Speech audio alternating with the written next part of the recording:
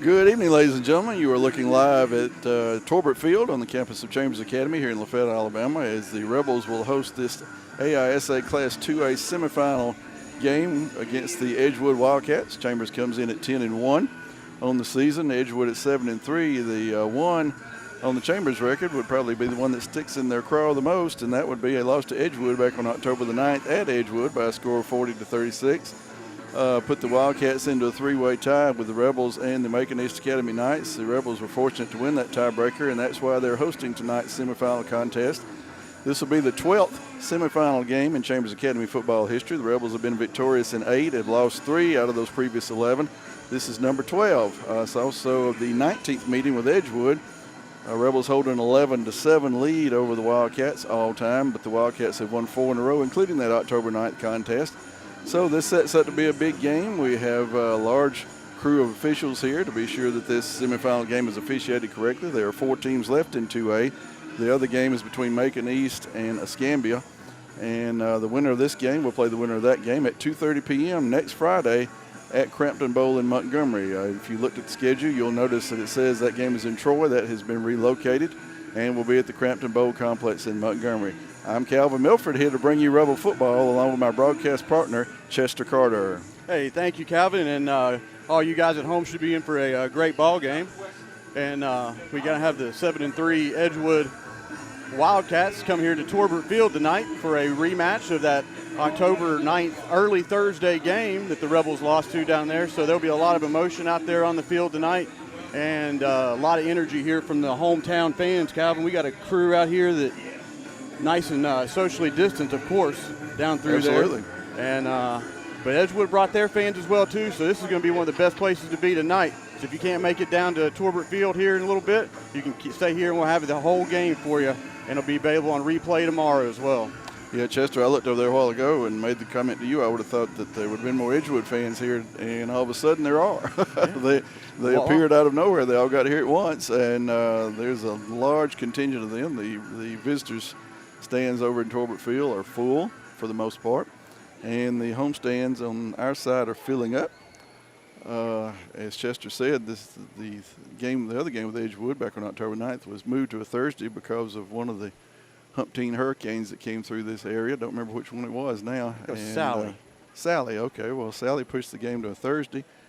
Of course, both teams had to deal with the altered practice schedule, but the home team was able to win. If you remember that game, it was a back-and-forth contest.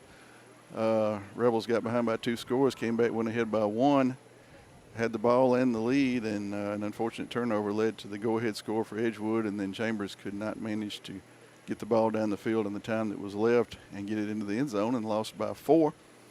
Rebels will be in all blue tonight, traditional home blue pants, home blue jerseys, and the what we've come to call the legacy helmets, and the seniors of 2021 will be our captains. That's right, Calvin, and we have a great group of senior men out there leading the pack tonight, and this will be their last game here at Torbert Field. So a lot of emotion out there. Well, while I got a minute here, we're going to take a look at one of our sponsors here real quick, and we'll let it roll. 2020 has been a tough year. We've seen better days, and we long for them once again. People are scared. Some people are mad. And all of us are exhausted from it all. Are you wanting your life back, but you don't know which way to turn? You don't know who to believe? You don't know what the truth is? Jesus said, I am the way, the truth, and the life. No man comes to the Father but by me. If you will put your faith and trust in Jesus Christ, He will direct every step you take. God loves you, and He wants to forgive you. But the problem we face is sin. Our sins separate us from God. Jesus took our sins to the cross, and if you're willing to trust Him as your Savior and ask His forgiveness, God will forgive your sins and heal your heart. Just pray this prayer. Dear God, I have sinned. I'm sorry for my sins. Please forgive me. I believe that Jesus Christ is your Son, and I want to trust Him as my Savior, and I want to follow Him for the rest of my life. Thank you for hearing my prayer. In Jesus' name, amen.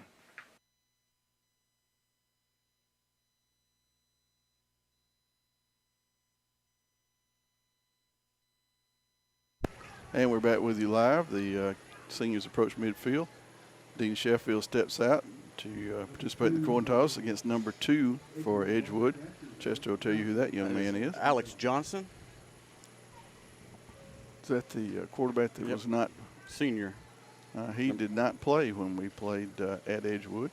Had a young man that was a sophomore that performed quite ably, as you recall.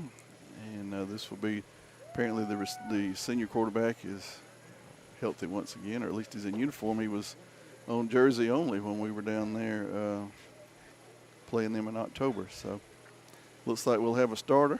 Well, that'll be different, something different to prepare for by the Rebel defense.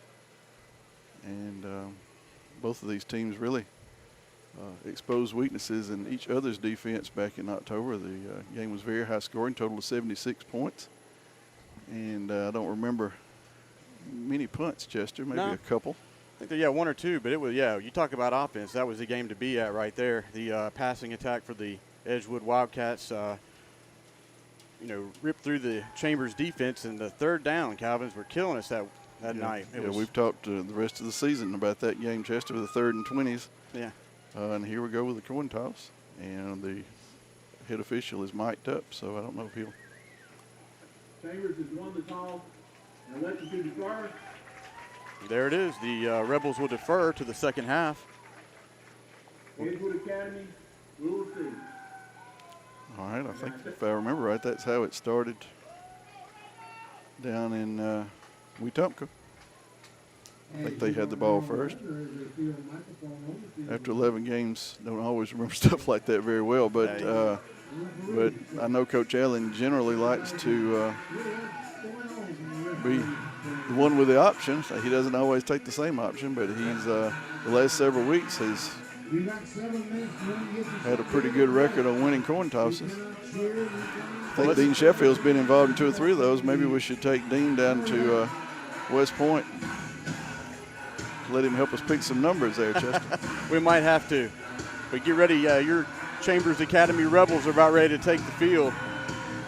Yep, and Chester said this will be the last time either way. You lose tonight, of course, you go home. You win, you go to Montgomery. So there will not be another football game at Torbert Field, especially for these seniors. And here come the Rebels.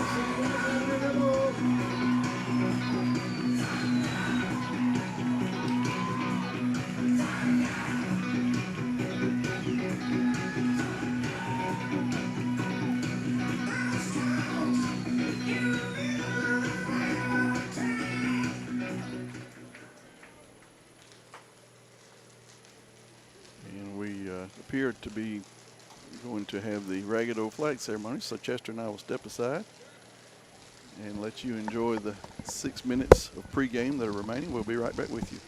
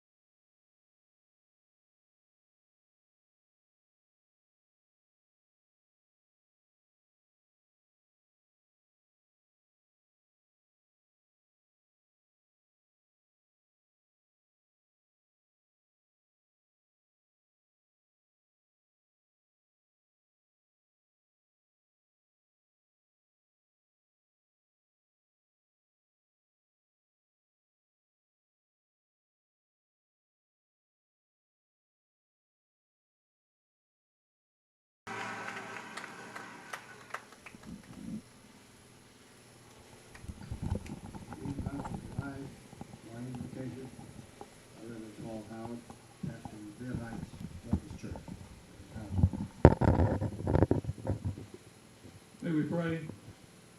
Father, I want to thank you tonight for a beautiful night, crisp and cool to play this football game. Thank you for Edgewood Academy and Chambers Academy and for the high ideals and values to which they are committed. We pray for the young men who will compete in this game tonight. We pray that their minds will be clear and focused so that they can execute to the best of their ability. And I pray for those who watch from the stands that we can appreciate the effort and skills which these young men display. And may we all, whether we're on the field or whether we're in the stands, exemplify the highest standard of sportsmanship. And above all, Father, tonight I would pray for our nation and ask for your blessings upon our nation. Where there are differences, I pray that truth will prevail. Where there's conflict, I pray for fairness and honesty to prevail. We sense that we're facing problems far greater than any wisdom of man can solve. Make us, the citizens of this nation, want to do the right things. And let all that we do or say reflect the influence of Christ. For it's in his name we pray. Amen.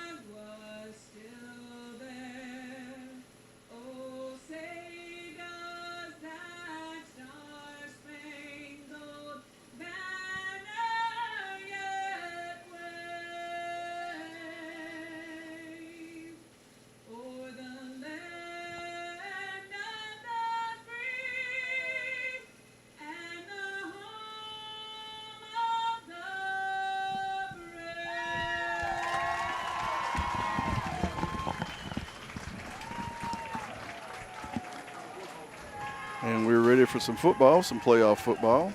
Thanks to Allison Knowles for the equestrian performance. Allison, of course, is Coach Allen's niece, student here at Chambers. I think she's in the 8th grade. It could be 7th, but she's in one or the other.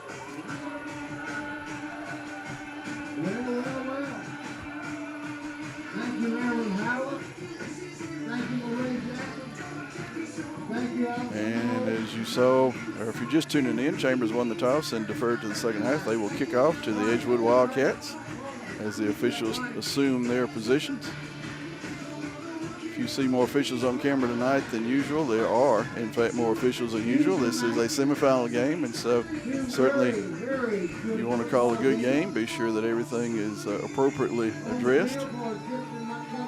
And in 48 minutes of playing time, one of these teams will have a date in Montgomery with either Escambia or Macon East.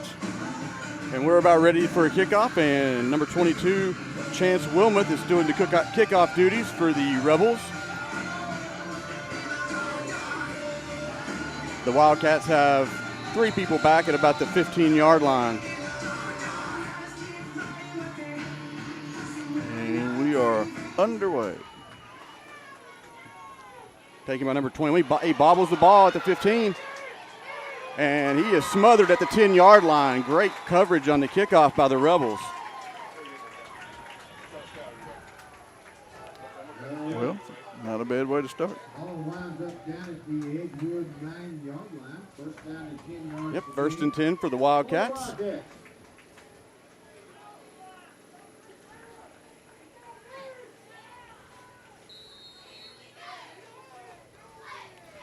Wilmoth, one of the players this year, Chester, that has gotten better every game at the position that he has been called upon to fill. Yep, and he's even gone downfield and made some incredible tackles throughout the year as well. So we're ready for the Wildcats to take their first offensive series. And number 2 is at quarterback. In the gun, a screen pass out to number 9, and he gets out to about the 15-yard line, where it'll be 2nd down and 5 for the Wildcats. Yeah, number 2 is Alex Johnson, senior quarterback. Here's flag on the field already. And the head official does have on a cordless mic. Don't know whether you can hear him at home, but that flag, that particular flag was reconsidered. So we'll find out if you can hear him later. Yep. 2nd down for the Wildcats. Johnson in the gun. Hands off to the running back right up the middle. And the ball, the ball's loose. Ball's loose, fumble on the play, and the Rebels come up with it. Yeah, I saw the beanbag go in. I saw the beanbag go in, and I thought, well, that's an odd colored penalty flag. And I realized what it was. That is number 16, Mr. John White, with the fumble recovery. And we got a player down on the field for Edgewood. Well, the deeper you get in the playoffs, the more important a turnover becomes.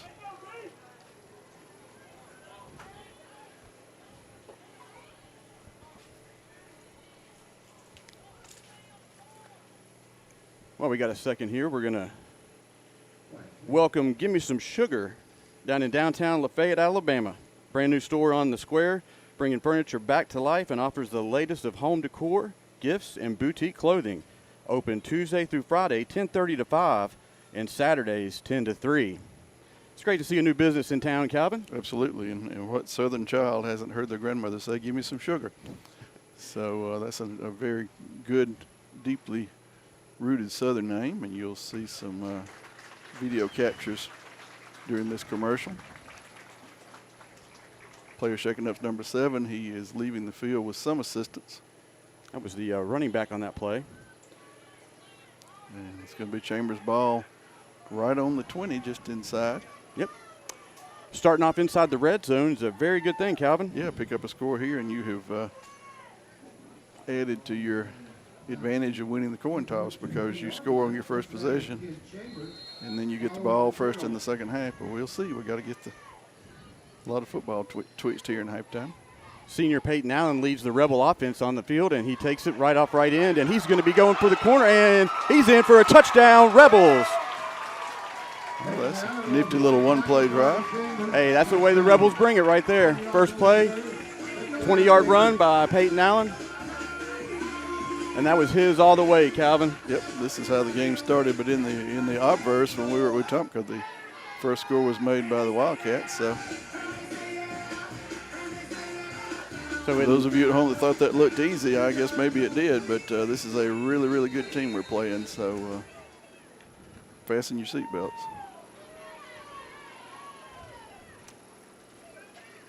Yeah, last time we met these guys, 76 points was scored, so here we go for the 2-point conversion.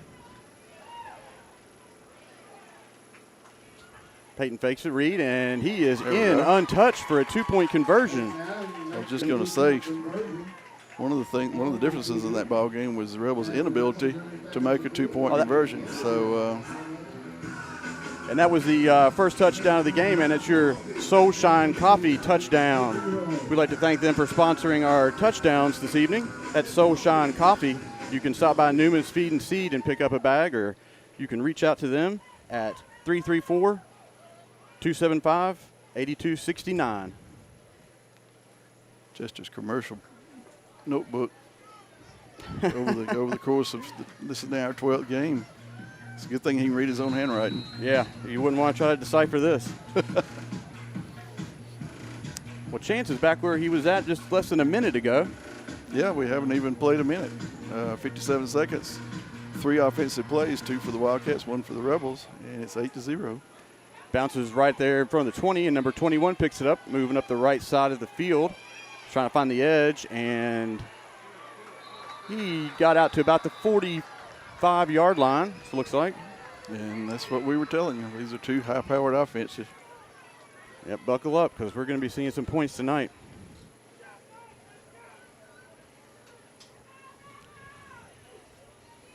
kind of unusual to give up that size kick return, but the kick was a tad short. I don't know the Chance got all of it. Got all of that first one.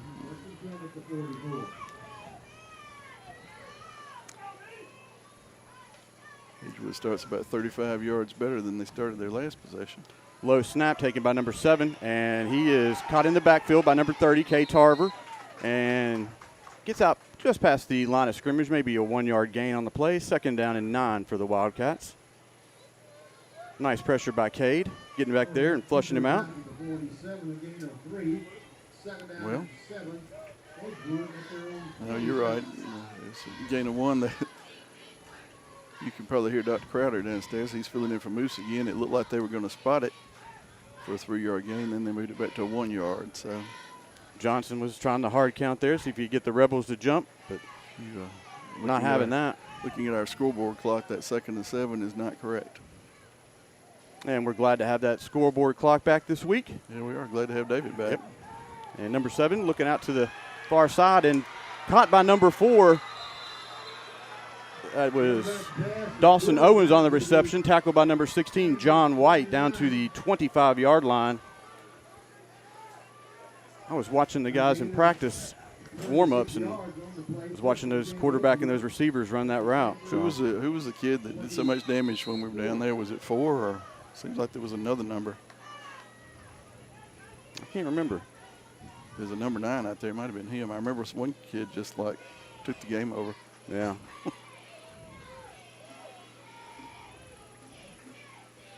Johnson, the quarterback. 3 wide receivers out to his right. Handoff right up the middle, and he's tackled down about the 20-yard line. That was an interesting tackle there. It looked like his own man was involved in that. Went round and round and round. They spot the ball there at the 20-yard line. Looks like it's going to be 2nd and 4 for the Wildcats. Yeah, yard gains of 16. Got a stoppage in play. Got a flag on the play. It's like offsides on the Rebels. That will probably result in a 1st down. And it did. Yep. Get a 5-yard penalty on 2nd and 4 and be a 1st down every time. Cover man jumped out here on the near side of the field on the wide receiver out there and got that 5-yard penalty. It was 1st down and 10 for the Wildcats. Edgewood likely pulled the upset of the week last week, defeating Patrician 35-34 on a stopped 2-point conversion and a recovered onside kick with a little over a minute left. A lot of heat coming off the corner. Flushes the quarterback out to his right. That's a throw across his body, and he skips that pass up in there incomplete.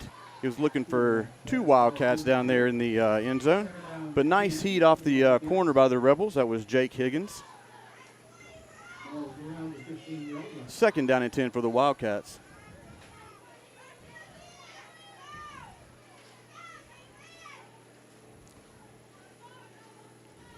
Rebel fans exhorting the defense. Wildcats are 15 yards from making an impact in the Chambers lead, which is 8-0. 21 Bradley Boone lines up right behind quarterback. Fakes the pass. Oh! Slant there by Edgewood. Went right off the fingertips of the intended wide receiver. I think that's number 9, Connor Third Bailey. down. 3rd down was the deal killer for the Rebels. Yep. In Wetumpka. Can't count the times we held them to 3rd down, and they always wriggled out of our grasp.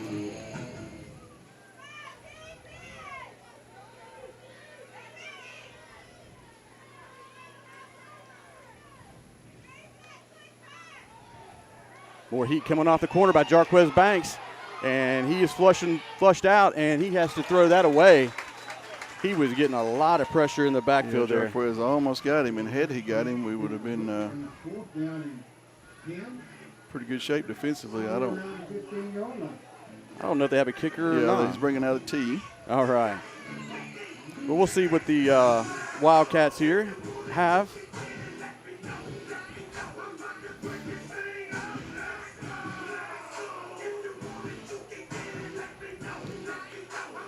Kicker's number 51. That is Sam Williams. He's a junior. Be about a 32. 32. Yep, 32-yard kick. Snap. Yep, and this is not gonna wide make it. right. So the Rebel defense is held after a shaky drive. Advanced from around the 42 down to the, 16 or so. And Rebel offense will come back on the field with hopefully enough life from that dodged bullet, Chester, that they can put some more points on the Yeah, board. maybe wipe the sweat off the brow on that, and let's put a good drive together here with 9 minutes and 10 seconds left to go in the first. The Rebels take over the ball at the 20-yard line. Peyton First Allen. thing I've noticed on defense is we're not wrapping up and tackling too well, which is probably more an indicator of the. Quick handoff to number 1, T.Y. Trammell off the left side. He's found some running room over there. He's going to hit the edge, and he cuts back across the field, and he's down inside Wildcat territory to the 42-yard line. Great run by T.Y. Trammell. He had a great game last week, and he's just continuing each week, build off what he did the week before. And Chester, when we played them last time, wasn't he a little shaken up or something? I don't recall that he played very much. now it was a big, heavy dose of Jordan Benbrook that game. Jordan over here. He's in the receiver slot. Yeah, he's in the slot. So this is an interesting look for the Rebels. He's going to come in a little closer. Yep. Pick up a block.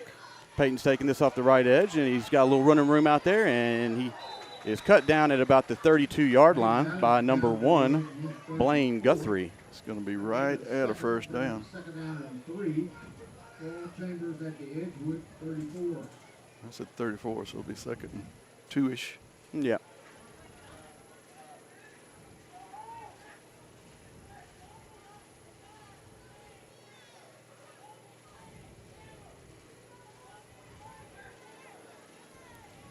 Play The clock offense. is rolling, but not in a particularly dire situation.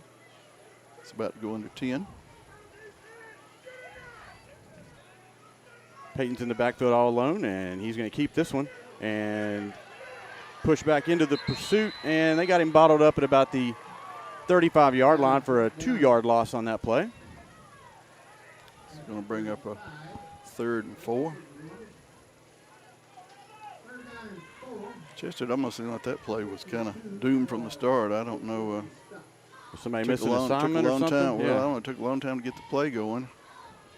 And when Peyton looked up, he was the only person out there. So you usually need a little blocker or two if you're going to pick up a short yardage. And so here we are. 3rd and 4. Benbrook to Peyton's left. Gives a handoff off the right side, and Jordan is tackled close to first down yardage, but he's going to be right short. at it. No, I think he may have gotten it. Well, the stick man says 4th down. But if they spot it inside, see, that's going to be really close. Look at where the Yep. down marker is. It's a link of a Yeah, they're going to measure this. This is going to be one of those credit card numbers.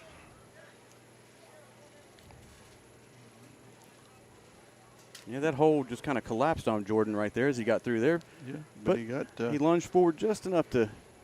he got what he needed to get, even to bring up a short yardage. And it is going to be short. Chester's eyesight much better than mine. That or a better guess. So we'll see the Rebel offense probably go for this.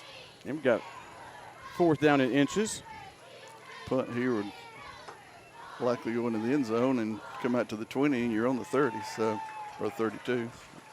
So with 6:46 left to go here in the first, it's the first 4th down the Rebels have to face this game. 18 seconds on the play clock in County.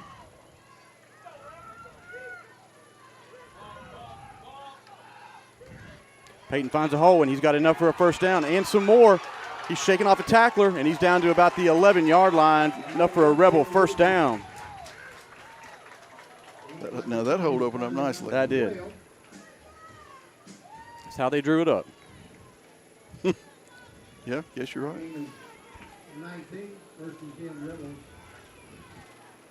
Peyton's going to take this one off the left end this time. He's got a couple blockers out there, Benbrook and Jacob He may Oliver. score, he will. And there's a flag on the play, though, back here at the 6-yard line. I think you had a hold right when he rounded the corner.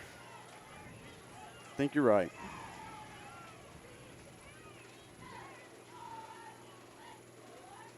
Well, couldn't tell who it was, but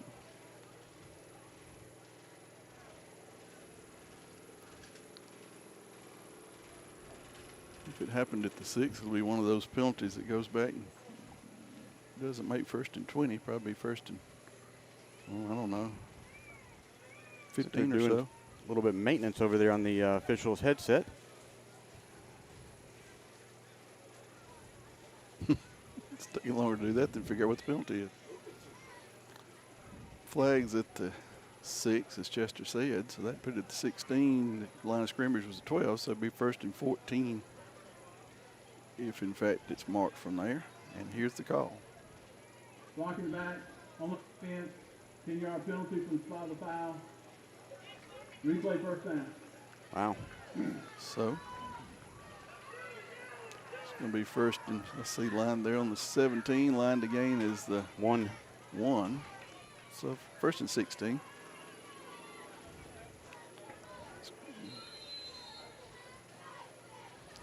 So we'll see what they dial up on 1st and 16. 1st and 11 worked pretty well. T.Y. lines up to Peyton's right in the backfield, and Gavin kites in motion. Quick handoff off the left end, and T.Y. is going to turn on the burners, and he's going for the corner, and he's in for a Rebel touchdown. This time there are no flags. Nice one run by T.Y. Tramwell there, finding the edge on the left side, and that's a Soul Shine touchdown.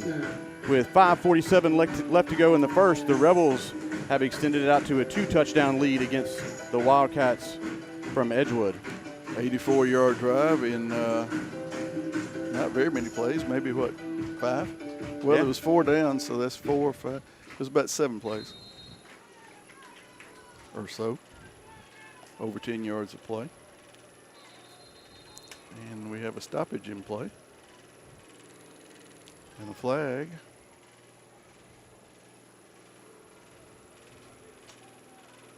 Good ball encroachment on offense.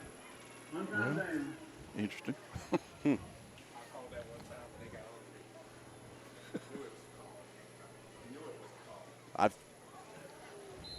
I would have thought that would have been a motion penalty. I don't know. Well, they lined up, apparently lined up. Lined up in the neutral zone. Yeah. Thank you, sir. We have our official up here to help us with these calls. We have an official up here watching the game, and it's kind of feel like an SEC announcer now. I've got an official I can consult with. Hey, and it is caught by number 16, John White, in the back of the end zone. Wide open. So that's a sort of a Tebow-like jump pass. Chester and I have a new gadget up here that we hope we might be able to use next year for viewer enjoyment, but we're trying out an instant replay type gizmo. Kind of works off of the delay that you all get. The touchdown you just saw and the 2-point conversion you just saw happened a little while ago. Yeah. All right. Now a word from our sponsor. Or very shortly we will have. I thought we were going to do it then, but we're not. It's 16-0. Yeah, we got the kickoff ready to go, and the Rebel friends are excited here. We're up 2 touchdowns with 5:47 left to go here in the first quarter. Chance Wilmoth with the kickoff. Deep kick. Wow, down into the end zone for a touchback. What a leg on that one. Yeah.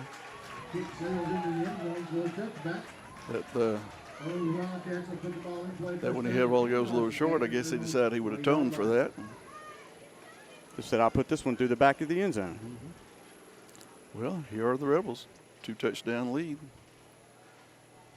That's one thing, Chester, when we played before in October, that we never could get was a 2-touchdown lead.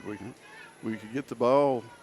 Just going back and forth, yeah. Well, we could get the ball and get the lead, but then we couldn't get separation the from them. two-touchdown Yeah. lead. Never got the separation. And they only got one two-touchdown lead, and then they fumbled a kickoff, and we were able to erase that.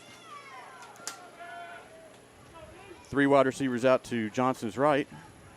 One's in motion, fakes the handoff, and he's looking downfield, and he's got an open receiver and just lays it in there. And John White is cooking down the sidelines. They catch him from behind at the 20-yard line, Yep. Saved a touchdown. Yep.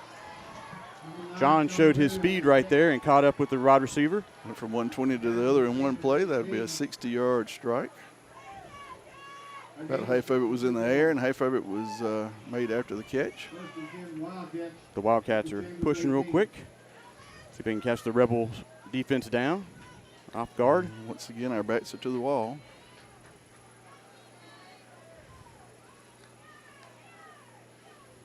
Hard count there by the Wildcats. Wasn't faking the Rebels out at all. Yeah, Hunter Knott's right over the ball. He's not going to jump off. Johnson drops back and throws it right at the feet of number 5, the receiver. Trevor Rohde was the target on that. 2nd down and 10 for the Wildcats.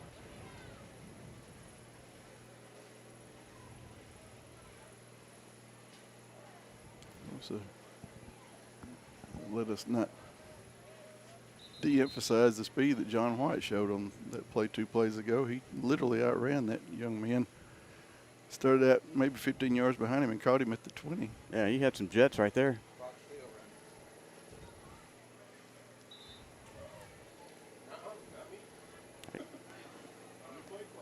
And we've had an oops on the field. Yes. Glad I'm not running the clock. So Clock, you folks at home noticed probably that several seconds ran off of it. there's a meeting of the minds out there at about the 20-yard line. They're going to talk this over. This many on the crew, I'm sure someone noticed that. When I look down at the little replay gizmo we have here, Reset the clock to 5:20. 5:20. I was going to say it had about 5:04 on it, and it had already been stopped. So we're going to put 5:20, and that's probably about right, because still don't know why we stopped the clock. I don't know why either, but But here we go. We will incomplete pass. Yeah, that'll do it, David. And David says an incomplete pass. Quick handoff off the left side, and he's found some running room. That's number 20, and he's in for a touchdown. That is Bradley Boone on the carry for Edgewood. Well, and we will see what they choose to do for a point after.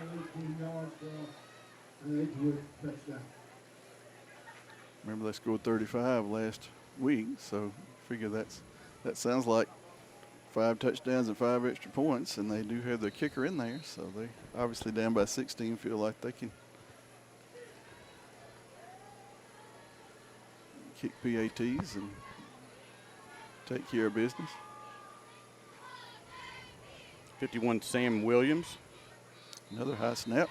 And we got a flag on the play, and that was another wide kick. I think he's going to get another chance either way, because the whistle blew during the play, and that's Dead ball. All-star. On the keeper team. okay. He pushed the Wildcats back 5. This could be like, I don't know if you saw the game with Liberty the other day, but they had a field goal blocked, and the other team ran it back for a touchdown. Turned out their coach had called a timeout, so they got another chance to kick. Virginia Tech Liberty game? Yeah. Yeah. So this could be, could be a blessing in disguise, because he shanked that one, and this is going to be about a 25-yarder. Got a good snap that time. Kick is up, and That's going to be close, and it's they good. say it's good. So the penalty actually helped the Wildcats, and the kick is good, and it's 16-7. Rebels with a 9-point lead. Offense will take over with 5 minutes and 13 seconds. Two drives for the Edgewood Wildcats there, with the marked play on there was 2 big passes. So the Rebels are going to have to make some adjustments on that. You've got still got a 2-score lead, basically, because it's ahead by 9.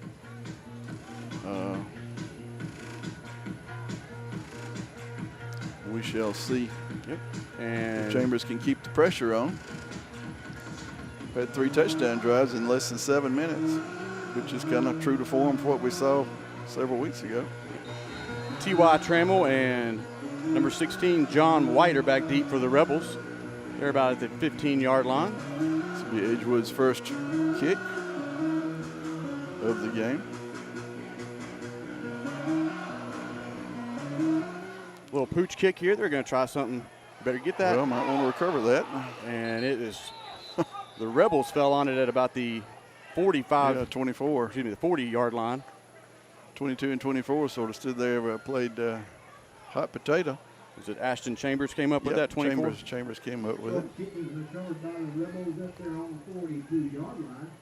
First down and 10 yards. That was a little bit. I was just thinking that. I was thinking, watch for some trick play here. Well, and it, it's kind of funny how you tend to forget that. I guess you practice on punts, and when those hit, they just hit, and you let them roll. And when the kickoff hits, though, it's a live ball. Those up men typically aren't looking to catch anything. So interesting. Coming right at 22. Yep. Jordan Benbrook is being slung around, but still can't be taken down. It takes the whole team to bring Jordan down at the. They're going to give him about the 41. It looks like. Yeah. Gain maybe 1.5. One of those big paws came off the defensive line, and grabbed Jordan and slung him around, but he wasn't going down. So without a fight. In the second H, we haven't seen the passing game open up yet. Well, I think the only pass we've had was on the 2-point conversion. Yeah. Of course, running the ball if you're scoring takes time off the clock as well. Peyton's going to try this one. Yep, he's going around the right end looking for some running room, cuts back, and he is tackled by number 54 at the 47-yard line. We're going to spot him. It's going to be about 3rd and 3. Line to gain is just past the 50.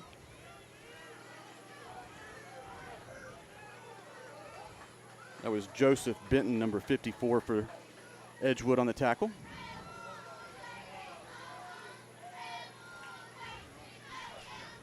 Play clock down to 15.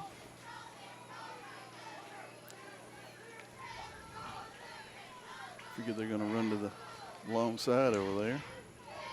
Quick handoff in. Got right into the defense. Yeah, Jordan took that handoff pretty high on his chest. Good thing he held on to it. And that will bring a punting situation, you would think. That was 54, Joseph Benton. Although they're lined up to go for it, I think you're probably going to see it. Well, no. That was just a quick. Gun. Yep. Peyton's looking for the corner. What a great block. And he has made it for a Rebel first down. He got a super block from somebody. Let's see if I can tell who it was. Yeah, they just lined up and went for it.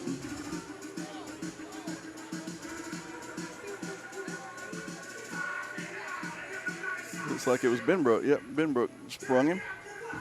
Jacob Oliver had a good block as well, but Benbrook laid the only guy that could have got him, Benbrook laid him on the ground. 1st and 10 for the Rebels inside Edgewood territory. Peyton rolls out to his right, throws it out to number 6, Conway, and he tries to cut back and loses his footing, but he's down inside the 30 to the 28-yard line. Will be 1st down and 10 for the Rebels. There's the passing game. We had a pretty long week here of rain, so this field might be a little soggy out there. Yeah, it never rained hard. It was just consistent. Just there. Yeah. Rainy and gloomy, but sunshine came out today and a little bit of wind. So saw Coach Bilesma repainting a couple of the lines after the teams warmed up before the game. T.Y. lines up straight behind Peyton. Peyton hands off to him. And T.Y.'s dancing through the defense, and he is just cutting back, making folks miss left and right, and he's down inside the 20-yard line. He made a lot out of nothing right there. He was finding the holes.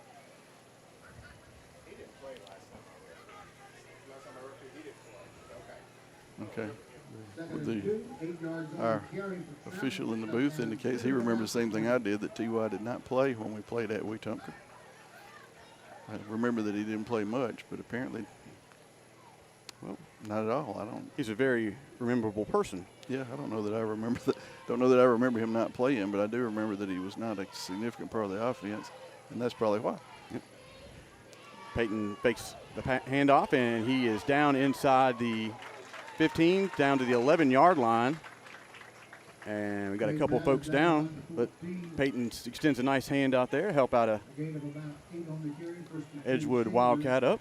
So far, the Chambers offense, although it's not as flashy and big play as Edgewood, is doing its job, and it looks like the Rebels can get a first down without a touchdown if they can put the ball inside the half-yard line, the width of a salt shaker from the goal line. Oh, handoff to Benbrook, and he's caught in the backfield, and he is he's tackled for a loss back at about the 18. Loss there. That he's run right into the teeth of the defense 2 or 3 times. They Edgewood had that one sniffed out right there from the beginning, and it was an 8-yard loss for Jordan. Well, so second down and 17.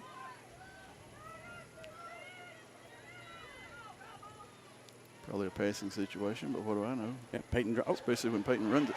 You're going to run it right up the middle, and a nice block by Jordan Benbrook, and Peyton's inside the 5 down to the 2-yard line. Very close, but he bring up third down and about 2. Yeah, you figure you got 2 downs to get you this. got 2 plays to get it.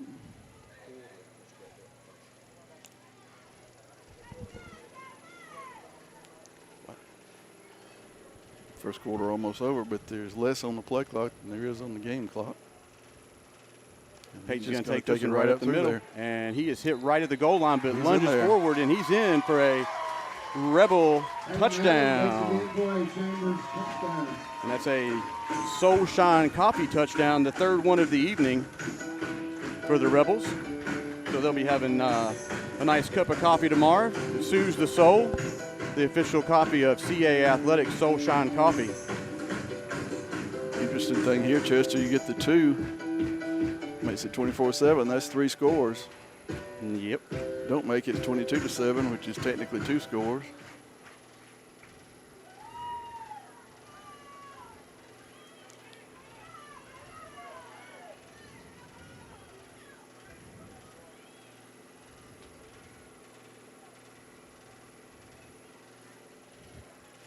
Peyton's going to keep this one. He's looking for some running room, and he just cuts right back across the defense. Wow. And he just knows. That was amazing. Knows where the pursuit's going and goes a different direction, and that's a 2-point conversion. Good for the Rebels. I don't think that was what was called, but he was able to realize he was in a tight, and once he got inside the 5, he also could tell that he was going to be able to score. So yeah. Great athletic awareness right there by Peyton Allen to find the hole there on a busted play and get in for the 2-point conversion. Puts the Rebels up 24-7. That's would take 3 scores by Edgewood to take the lead. And we are still in quarter number 1. We knew there would be a lot of offense tonight, so Wilmoth will kick off for the 4th time.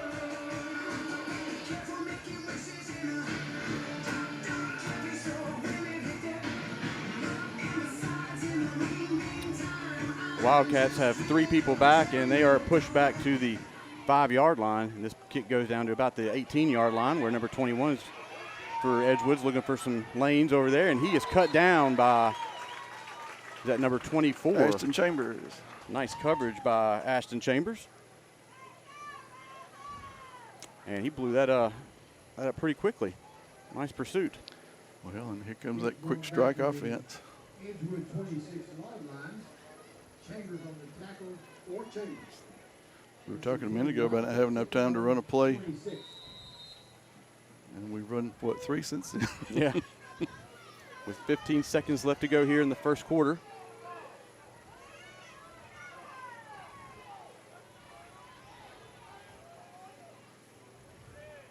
Johnson in the gun. A little trickeration here, and they're going to. Oh, and they. Yeah, turn around, Peyton. They're going to call pass interference on that. Looks to me like the receiver fell down. Yeah. Peyton had it covered, but we got some people up here helping the other people out, you know. So you got There was contact, to be fair to the official, and he was right on top of the play. That'll be a 15-yard. Yeah, the receiver outran the throw on that. He had to wait for it to get down there. That's what caused the contact. But, hey, the penalty was less than the actual reception would have been. So yeah, I guess it was. It's kind of a.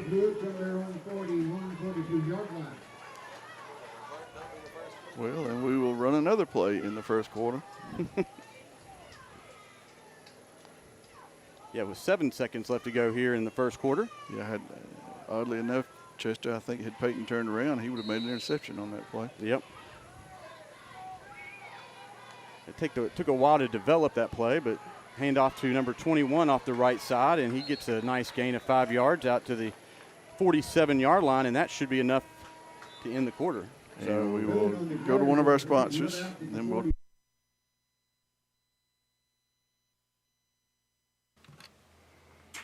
I heard a story about a man who got lost while he was out driving in the country on some dirt roads. He reached for his map and accidentally drove off the side of the road into a ditch. Though he wasn't injured, his car was stuck deep in the mud. So the man walked to a nearby farm to ask for help. The farmer pointed to an old mule standing in the field and said, "Warwick can get you out of that ditch." The man looked at the decrepit old mule and looked at the farmer, who just stood there repeating, "Yep, old Warwick can do the job." The man figured he had nothing to lose, so the two men and the mule made their way back to the ditch. The farmer hitched the mule to the car. With a snap of the reins, he shouted, "Pull, Fred! Pull, Jack! Pull, Bill! Pull, Warwick!" And with a great sucking sound, that mule pulled that car right out of the mud. The man was amazed. He thanked the farmer and he said, "Why did you call all of those names before you called Warwick?" And the farmer just grinned and said, "Old Warwick is just about blind. As long as he believes he's part of a team, he don't mind pulling. When we work together, we can achieve amazing results. You are needed in the family of God. You're always welcome at Lafayette Heights Baptist Church. Sunday school begins at 9:30. The morning worship service starts at 10:45.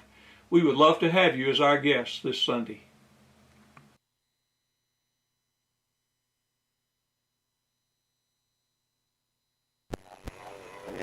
Back here live. I want to thank our sponsor, Lafayette Heights Baptist Church.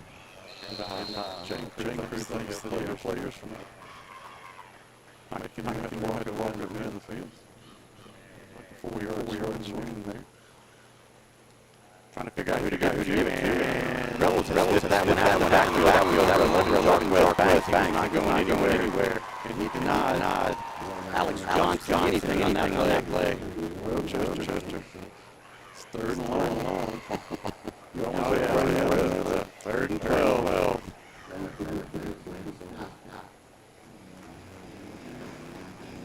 Let's see if the Rebel defense has made some adjustments here to stop that third down offense for the Wildcats.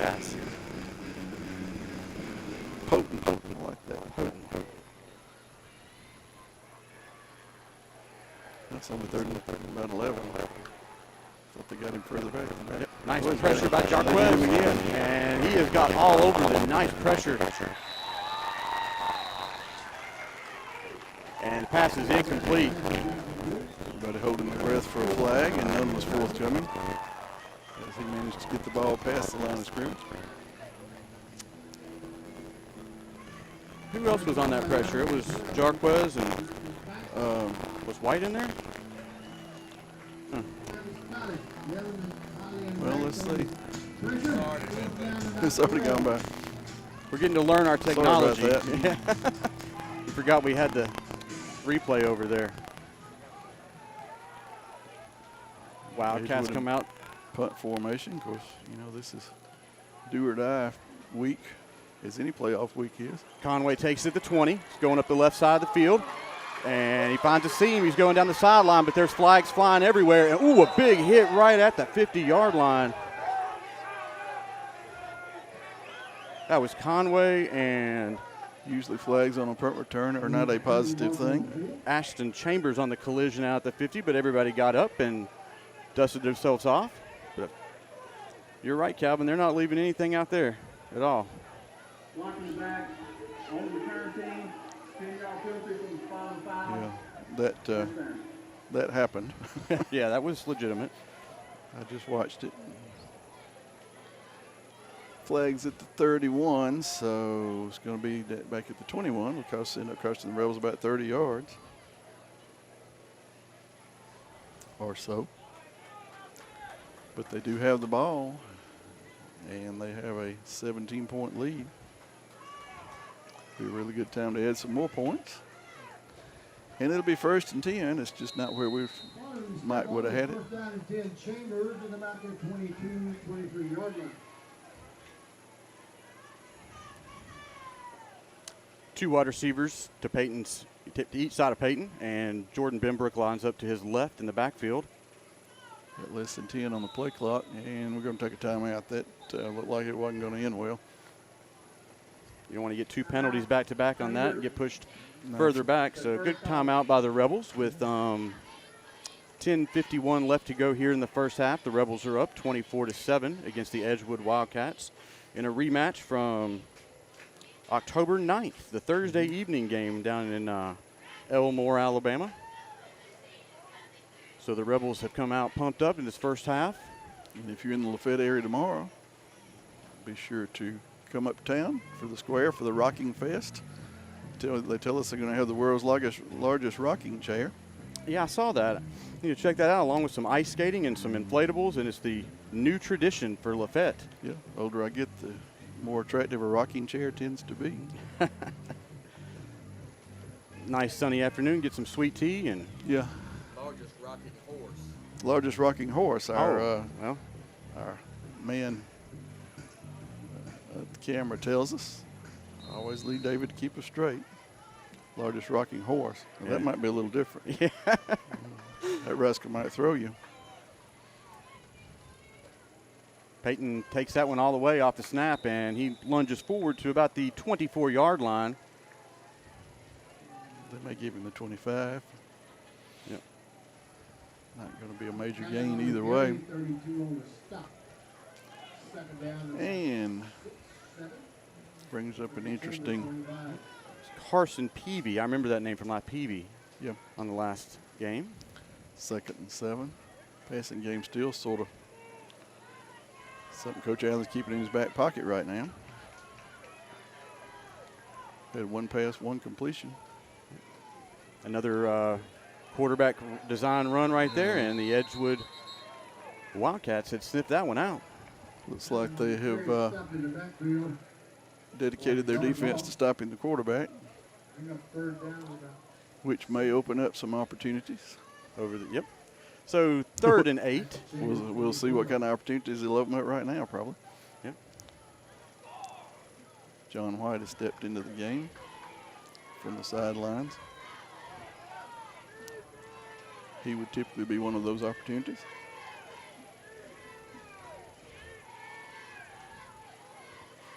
Well, another look by Peyton, and he makes a couple of folks miss, and he is cut down at the 33-yard line, but it looks like it's enough for a 1st down for the Rebels. 31-32, I believe it's going to be. Wow. That's going to be. Ooh, yeah, they're going to give it to him. 1st down, Rebels. That was not the best spot in the world, but it was good enough.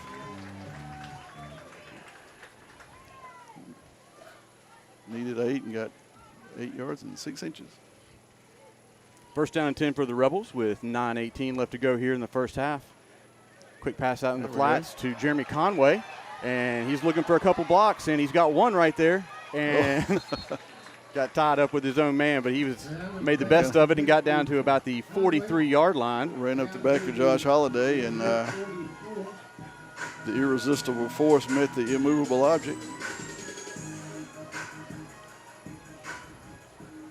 And we're back in Wildcat territory. Situation here, Chester, if we can get some points, you can start putting some distance, doing some clock management, even though it's very early. Same play to the different side. T.Y. Trammell looking for some running room, and he's out to the 30. Oh, he was just juking folks, and he's down to the 28-yard line. They're saying they're going to spot him down. He was working hard not to go down, but the official saw something touch, maybe a knee. I think they were probably ruled that his forward progress had stopped, and you don't want anybody getting hurt on That's enough for a Rebel first down. a play that's about over, but he sure did look like he might would have got out of there. Well, this is a pressure situation here really for both teams. Edgewood can hardly afford to give up another touchdown, and if the Rebels could get a touchdown. Benbrook in the backfield with Allen. Quick handoff. And not much on that one there for the Rebels. They have dedicated their defense to stopping Jordan Benbrook. Yep. Anything up the middle, they have put the kitchen sink up there. I hadn't figured out yet how Peyton's getting through there. Here's another quarterback design run. He's got some blockers out there, and Peyton's out of bounds at the looks like about the 18-yard lines where they're going to spot him. Well, then the 18 is what he had to get. So let's see if this is a first down. It's going to be a little short, it looks like. Two plays to get a yard. Yeah, they're in the red zone, and the red zone's been good to them so far tonight. And I'm like you, that looks like it ought to be measured. I don't know what I thought the line judge was going to come in and consult somebody. They're going to play on, and Peyton's going to take this up the middle, and he has enough for a first down to the 16-yard line. And they're going to move the stick. So first down and 10 for the Rebels with 7:50 left to go here in the first half.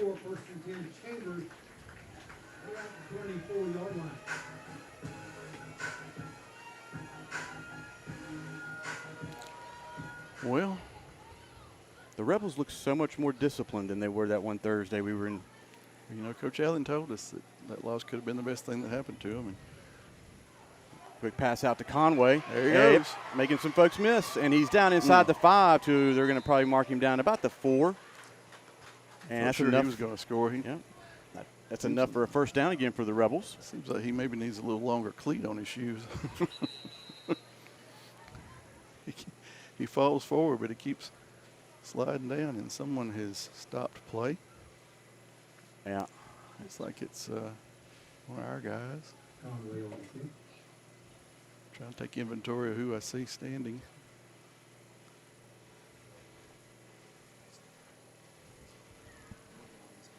Okay. And we're going to run a commercial.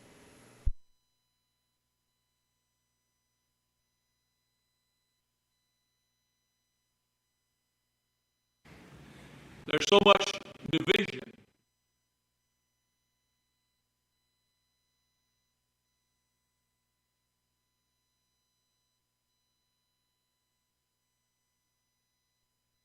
And we're going to go back live. Jeremy Conway was shaken up, and he was able to get up and leave on his own power. So it's first and goal. Chambers just inside the 5. The Rebels can punch it in here. Would be a significant development in the game, considering we've only been playing 17 minutes.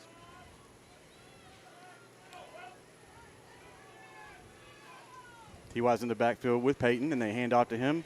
And he is just making folks miss left and right, and he is in for a touchdown. Rebels. Wow. That's another Soul Shine Coffee touchdown for the Rebels. Well, it's 30-7, Chester. Get the 2 here. You're up 25. That's 4 scores.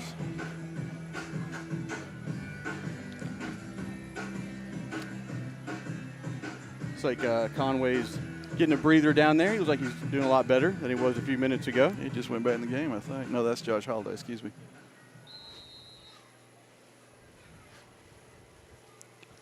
And the Rebels will set up for 2. Completely different formation than what they've been in. Almost looks like a wishbone.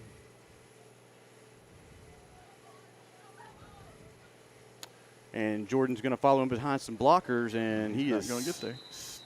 Stopped. And there's a...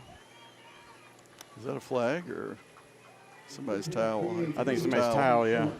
All right, that one didn't work, so it's 30-7, still a 23-point lead. That would be a 3-score lead still, because you've 24 points would put you ahead. So So that 2-pointer would have been nice, Chester. That's the first time they've stopped one. They stopped several when we were playing down at Edgewood. And to keep things in perspective, remember in the entire game we played October 9th, we scored 36 points. And 17 minutes into this game, we have 30. So just got to keep the pressure up. Yeah, folks were just reminding me that it is a rocking horse, not a rocking chair. So we're going to have to check that out tomorrow. Y'all should too. Come on down to Lafayette. It starts at 10 o'clock down there, the Rocking Fest on the square. Here comes the Rebels with 7:06 left to go in the first half. All about goals. I'm looking for the chair. Chester's looking for the horse. Down and taking it about the 6. And number nice tackle. Yeah, number 24. That's Chambers. Ashton Chambers again. He has been all over on the coverage tonight on the kicks.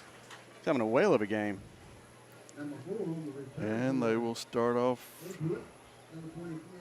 in the neighborhood of the, 17 or 18? Yep, 17 looks like where they're going to spot it at. No doubt they'll come out guns blazing. They are 23 points down.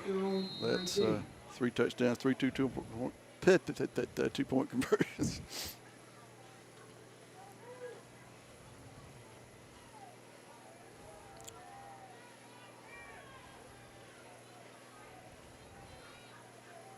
Well, with this high-powered offense, the Rebels can't take anything for granted. They need to Absolutely not.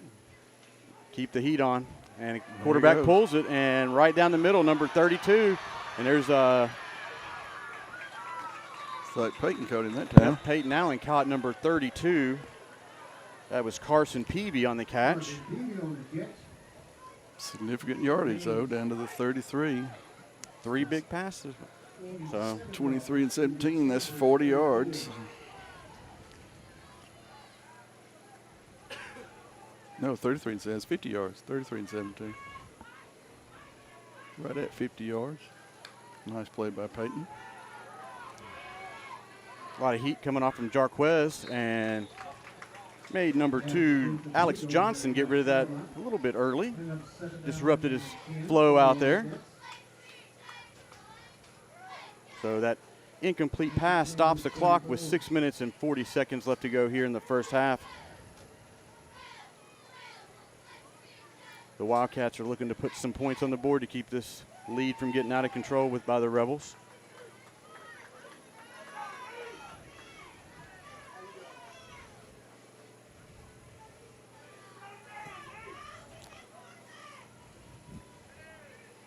Down marker says first down, but it says it's second. A quick handoff to number 21, wrapped up right at the line by the Rebels. You got Jacob Oliver in there, and number 12, Cross Collie. You know, you said the last week we should know these numbers by now, but I still have to look at some of them. I don't want to get any of them wrong. No. So.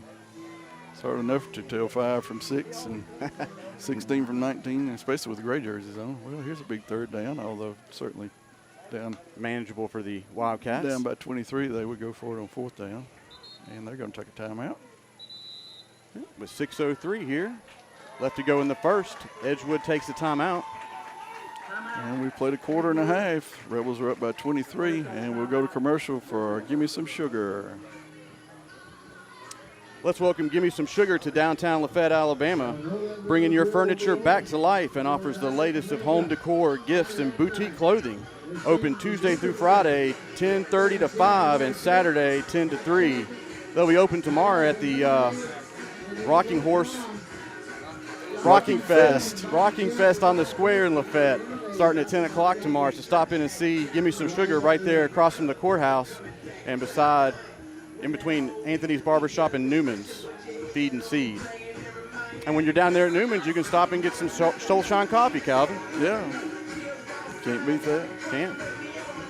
Go in a little early, and you can watch Coach Allen draw the number for the giveaway, and then go out, enjoy the day's festivities. There's going to be some Can you still get tickets for that? Probably. so, yeah. David says you can. So. Well, here we go. A big third down here for the Rebels. Obviously, you'd only be taking a chance on 17 guns instead of 30. Almost looked like somebody moved, but They're going down. Oh, he's going to get it too. Yep. And the Wildcats convert on that for the touchdown with 5 minutes and 54 seconds left to go. And that keeps the pressure on Chambers, especially because of that 2-point conversion that would have made it 32-7. The defensive line for the Rebels is getting a lot of pressure and heat on the quarterback for Edgewood, but he dodged the heat there and made a nice pass down to his receiver. They're going to kick the point, try to get the margin down to 16, which is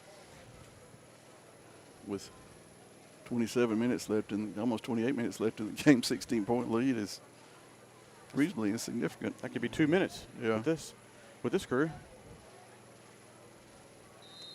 And that's 51 Sam Williams coming on to do the extra point for Edgewood.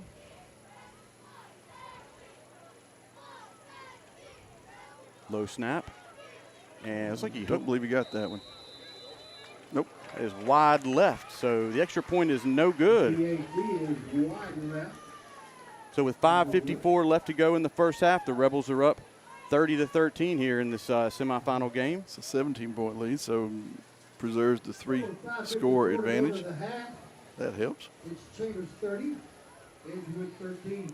Well, and service lobbed back to the Rebels. Certainly need to be mindful of chicanery on the kickoffs. Chicanery. Nice, Calvin. I like that. Well, they you threw Potent out there, had to match up with something. Coach Allen advised him to call for a fair catch. Of course, if you do that, you got to catch it. You can't let it bounce around. No, So. or let it bounce off of you. That's a new song. Yeah.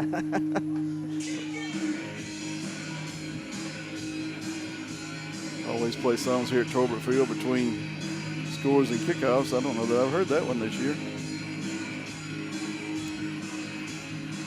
Quite frankly, Chester, I think you'll see a deep kick here because they don't want to. They don't. Well, Looks like they're going to be offsides. Yeah, that music is taken care of by Brad Sasser. We appreciate him coming in and doing that. It's a little, yeah, Brad Sasser does a good job of playing the tunes here at Torbert Field for the Rebels. well, We've even got some fans out here in a pickup bed trying to get on camera for Dave.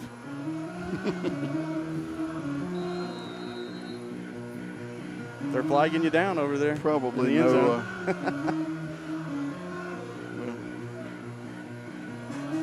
With a 5-yard penalty on the offsides.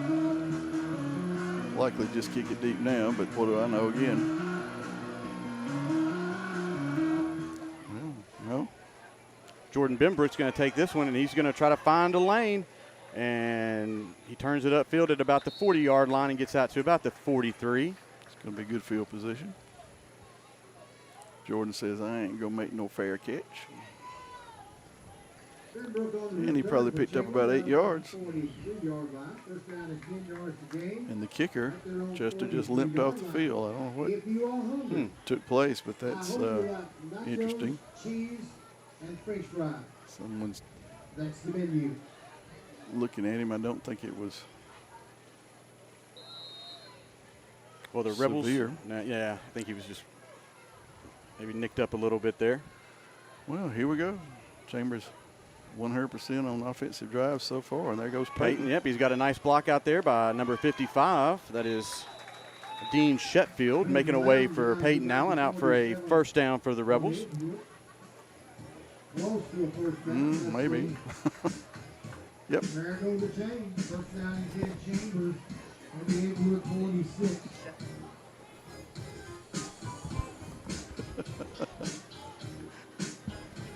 That was Dean Sheffield. Only 12 games in before David corrects us on that one. Yep, sorry, Sheffield. Better watch him. He'll tell you how to pronounce stuff wrong. Yeah, that's right. Whoa. Oh, well, hard camp by Peyton right there. Got a couple Wildcats to jump early. There's a marker.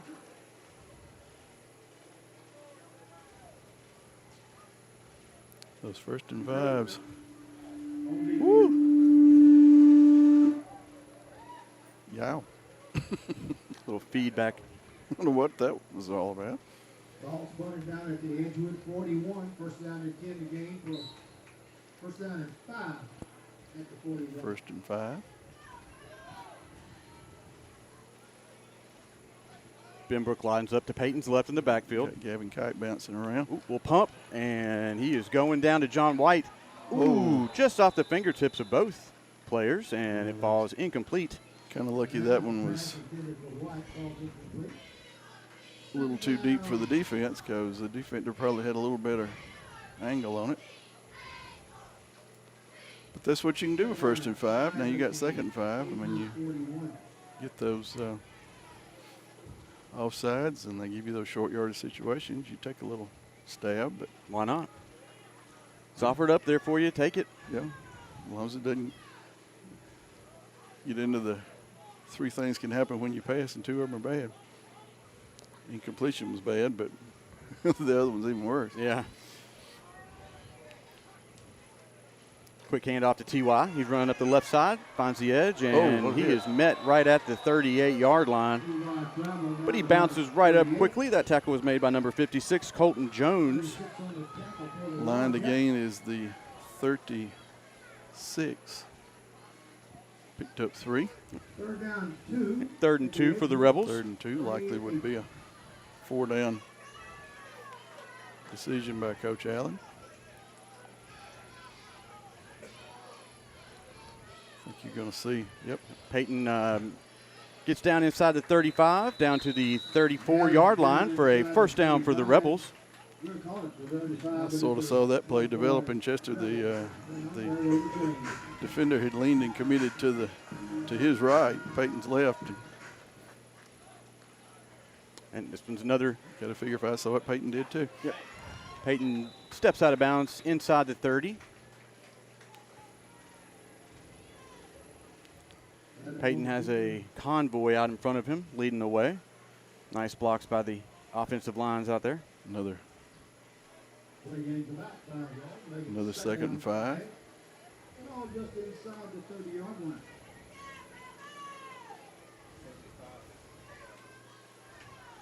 Rebels stopped the clock by running out of bounds.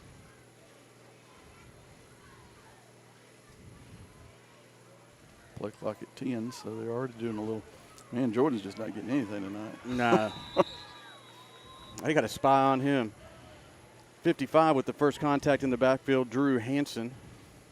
It's going to be a 3rd and 4. It's a little longer than so far the offense has had to deal with tonight. Clock is running. Rebels will start the second half with the ball. So a score here would be nice. Don't want to give Edgewood the ball with this much time. Let them cut it to 1 score. Yep. 5,600 Knox checks in.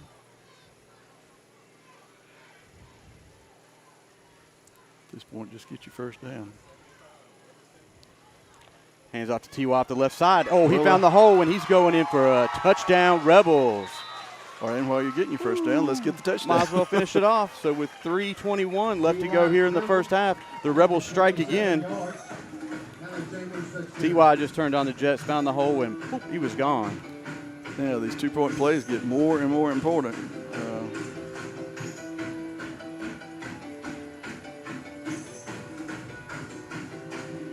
So that was another Soul Shine Coffee touchdown for the Rebels. Rebels have 5 touchdowns, and now 3 2-point conversions successful, going for the 4th one. This could create a 25-point lead, which is a 4-score lead. T.Y.'s in motion. Peyton drops back and hits John White on a little slant there for the 2-point conversion. Now, let me tell you the significance of that. It was 36-13. That's 23 points. 3 touchdowns. Now it's 38-13. That's 25 points. You cannot mathematically score 25 points unless you score 4 times. So the Edgewood would have to score 4 times more than Chambers did for the rest of the ball game. So making 4 out of 5 2-point conversions is big because we probably missed 4 out of 5 when we played down there, and that's right. And that ended up being, when you're in a 4-point loss, that's That's the difference. Again, this is Chambers' 12th semifinal appearance. They've won 8 out of the previous 11. This is the 14th for Edgewood. You would have thought, given some of the successes they had this century, Chester, they'd have had more, but they've only had 14. They've been 10 times. So they're 10-4. This being their 15th time, and we're 8-3. This being our 12th time. Chance gets the kickoff down to about the 17-yard line, and ticket number 1 is looking for a lane, but the Rebels have clogged everything up there, and he is stopped at about the 25-yard line where the Wildcats will take over. Number 9 made the tackle. And you'll have to look that one up. Number 9. Braxton Yurda. Braxton Yurda, okay. Sorry about that, Braxton.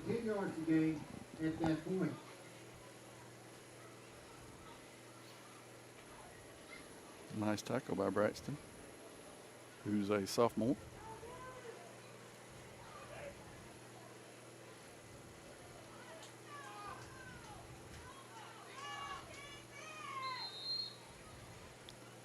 Chambers will be a reimagined football team next year. Chester will be a new quarterback for the first time since 2017. Yep. As you look down the roster, though, you see a lot of juniors on that sheet as well. So Coach Allen's got a lot to work with, a lot of tools in the toolbox. So yeah, absolutely. All right. Chambers is taking the timeout. They'll have 1 left. Something Coach Allen wanted to re-emphasize to the defense, probably. Keep it in front of you. Don't let it get behind you. Don't give up a 60-yard pass would be the first thing I might say. Yeah. And score from the other side is Escambia 27, Macon East 7. So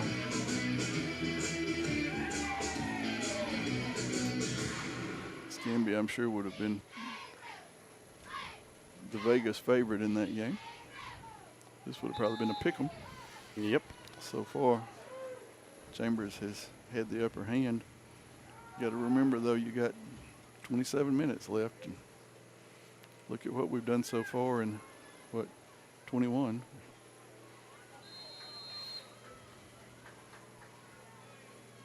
Got to play some defense here. We'll pass out into the flats, and Peyton Allen knocks him out at the 30-yard line. A 5-yard pickup on that for Edgewood. Stops the clock.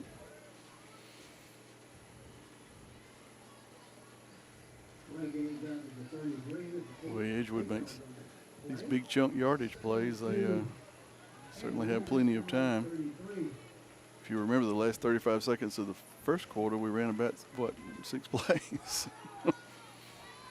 Had a touchdown, had a kickoff, and all sorts of stuff. Johnson pulls that down, and he's getting a lot of heat from Jacob Oliver up the middle, and it is caught by John White at the 41-yard line. Yeah, I think that did hit the ground. They're saying it skipped in the. Calvin can check that out. Yeah, I'm looking. It's not like we can overturn it. Yeah, I think he probably did hit the ground. You gotta give credit to the guy that was right there at it. Oh yeah. And he was literally right on top of the play. So. But John sold that though. But what a turnover that would have been. Woo, yeah. But that was all because of the heat coming off that defensive line, putting the pressure on the quarterback. Had to get rid of it. You got a big 3rd down here. I'm not sure what Edgewood would do if they were in 4th down in this situation.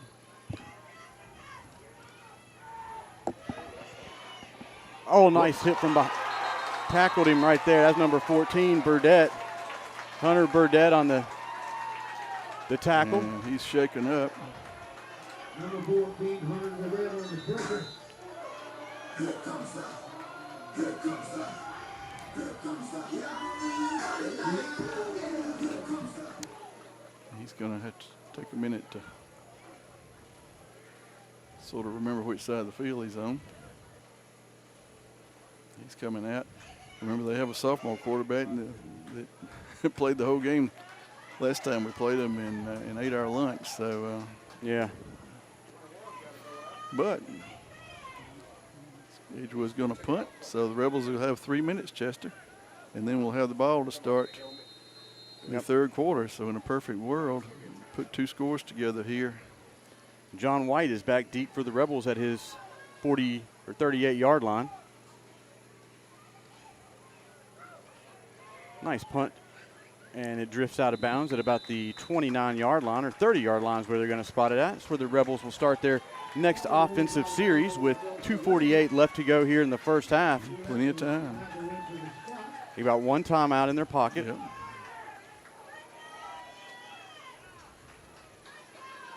Get a touchdown here, and don't want to get greedy, but get one and start the third quarter, and we can maybe start thinking about travel arrangements. Don't want to get premature with it, but at some point you. Ball spotted at the 30-yard line. First down and 10 yards to gain for Chambers at their own 30. Ben Brooks in the backfield with Peyton to his left. 2 wide receivers each side. Peyton looks out to his left, targeting T.Y. Got a little block out there, and T.Y. is looking for some room. He's going to turn the Jets on. He's down to the 40, and he is still rolling, and they're going to spot him back out of bounds at the 30-yard line. Ooh, just The a Rebels spotted out at the 30. At the gain of his 40 left yards. foot just barely First touched down the and 10 Chambers. out-of-bounds line on that run. Yep. Sure did. Good call by the official over there.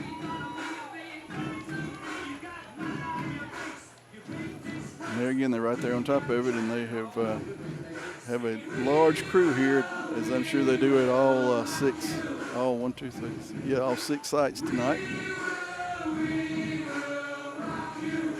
6 games left in the AISA. Sideline warning against Edgewood. Sure trying to get his team sort of. Ben Burke to Peyton's left. Oh, got him to jump right there. I don't know that he was even trying to. At this point, they're using some play clock. Peyton drops back, looks to his right. And there he is. Holiday Josh open out there. Holliday. And Holiday puts the ball out. Should be enough for a first down. I'm not sure the guy spotting it realized he stuck the ball out.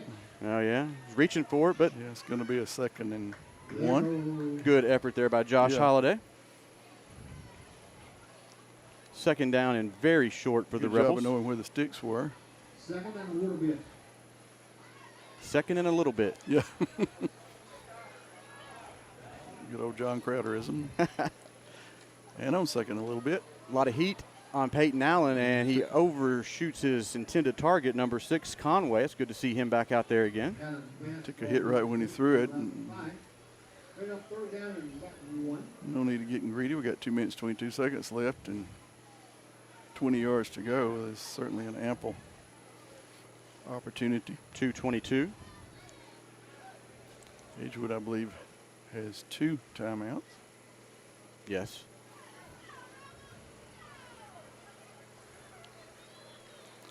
All right, let's get a little bit. Yep. Just need a little bit right here. Surely Benbrook can get a little bit. Gavin Kite in motion. Uh-oh. Oh, ball's on the ground. And it looks like it's going to be recovered by, there's a scrum down there. Edgewood got it back. Oh, that was an unfortunate turnover on 3rd and a little bit. Ball almost looked like it hit Benbrook and Peyton at the same time. We had a play like that at Crenshaw, if you remember, that ended up, I think, being a touchdown. Boy, the ball hit them both at the same time, and Benbrook held on to it. It's a matter of timing. Yep. And Edgewood comes in. Starter returns. They have 80 yards in 2 minutes. And the Chambers only kept the ball about 1 minute and 20 seconds. Put flag on the field here. Little weak. I think this may be a sideline warning on Chambers. Red ball, illegal substitution on the defense, 5-yard penalty, still first down. Illegal substitution. 12 men on the field at some point in time. So that's first down and 5 for Edgewood. The Secretary of Arithmetic.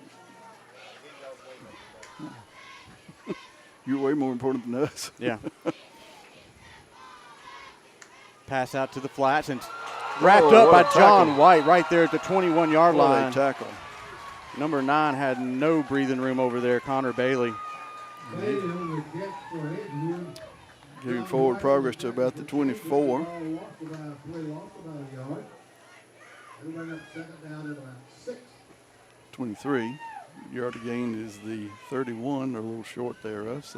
Yeah, he lost 3 yards on About that. 8, right at 8 yards to go. The clock is running. At this point, you just want to keep them contained. That's right, keep them in front of you.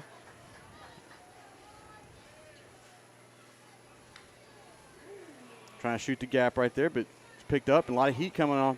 That was Jacob Oliver. Down. And the quarterback slips up in the backfield back at the 14-yard line. Good pressure by Jacob Oliver in the backfield there. Flushing the quarterback out to his left, and he lost his footing about the 14. You kind of wonder now, should Coach Allen take his last time out? But I guess he's going to let it run. If they don't make the first down, I'm sure he'll take one. Yeah. Should be about 3rd and 16 right now. About 35, 40 seconds left if the Rebel defense holds.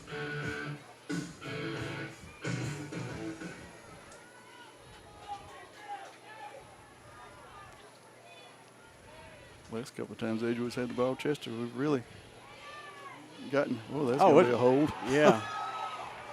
That may be an intentional grounding. There's all sorts of stuff going on down there. Yeah, that was a lot of activity out there. There was a. Yeah, there goes the intentional ground. And there's 42 seconds left. That will stop the clock. I'm not sure the marker's down, but the referee has signaled grounded. Is that going to stop the clock? Asking our official if he'll stop the clock or if we're going to have to use a timeout.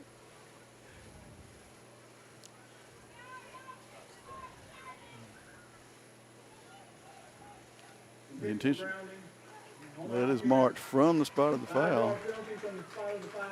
So, well, that was the best stand for the Chambers defense all night. Yep, they're down inside the 5. So they'll be punting out deep in the back of their end zone. And, we got a timeout left, 42 seconds. Yep, John White is creeping inside to about the 40-yard line. And Spud's going to run back off. they get the kickoff, and John gets it about the 47, looking for a lane, go to the right side, and he is. Carrying that ball kind of loose. Yep. Took about 5 Wildcats to bring John White down. John White on the return down to about the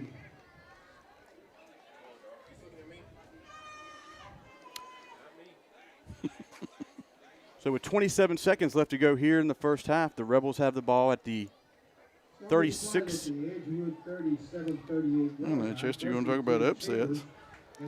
Abbeville is leading Jackson 21-0. Jackson is undefeated and had been just a juggernaut in 1A.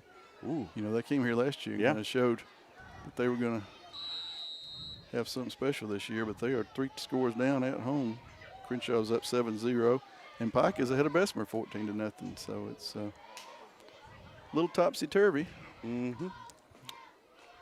Glad we're topsy and not turvy. Peyton drops back looking for a receiver, and he's found a little lane out there, and he's got a blocker or two, and he's going down the right side. He's going to score. Touchdown, Rebels. Wow. That was obviously, that one wasn't there, and then it was there. Yeah. That was a Soul Shine Coffee touchdown for the Rebels. Well, that drive covered 30-some-odd yards in 8 seconds. That was a quick strike. Yeah. That was an 8-second drive. And your scoreboard clock camera shows 13-4. That's obviously not right. Yeah, that's right, 44. Get the 2-pointer here, and you're up, what, 33? Mm-hmm. Which would mean they would basically have to score almost every time they had the ball in the second half. Peyton drops back and targets Holiday, but just out of the reach. So you're up 31. That's still forced. Yeah. The Chambers defense there pushed that last series back for Edgewood so deep. Gave him such a short field. Peyton runs in for 36 yards on a busted play. Touchdown. Well, there's 17 I seconds was going left. to say we got 18 seconds. We still got to play a little defense. If you're hungry, I hope you brought a pack of crackers. We got a soda for you. You can get a drink to go with them crackers. That's it, folks. Dr. Crowder says the concession stand has sold out and it's not even halftime. That's an indication of the enormous crowd that is here. I mean, there is a wall-to-wall social distance out here.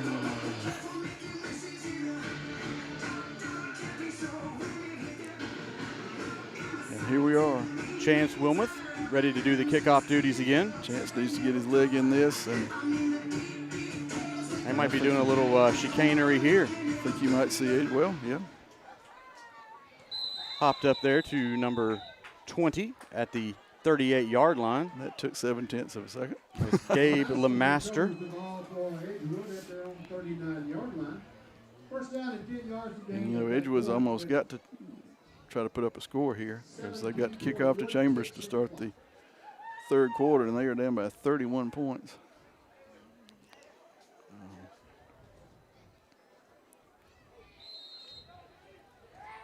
Chester, I've been following Rebel football since Stone Age. I would have a hard time remembering 44 points in the first half. It's certainly in a playoff game. I'm sure that's a record. I just looked down at the score from the, yeah. Handoff to number 21 right off the left side, and he gets about 3 yards out to the 41. And that should do it for the half. Unless they take a timeout. They may take a timeout with a second left and just take a stab. Or maybe they won't. And what an incredible first half for your Chambers Rebels, ladies and gentlemen. 44-13. Here's a word from our sponsor. 24. There's so much division in America today. I've been listening to people on TV and reading what people are writing on the editorial pages and thinking about what they're saying, but the thing that I'm really interested in and what's important to me is what God has to say. I want you to know that God has a plan. God's plan to bring people together is the church. The church is the family of God. We're called as the family of God to model unity, reconciliation, and fellowship to the rest of the world. When the world is divided, the church is called to be united. Paul explains this in 1 Corinthians chapter 12, verse 13. He says this about the church. In the church, he says, some of us are Jews and some of us are Gentiles. Some of us have been slaves and some of us are free. But we have all been baptized into Christ's body through one Spirit, and we have all received the same Spirit. And then down toward the end of the chapter in verse 27, he says, now all of you together are Christ's body, and each of you is a separate and necessary part of it. You are needed in the family of God.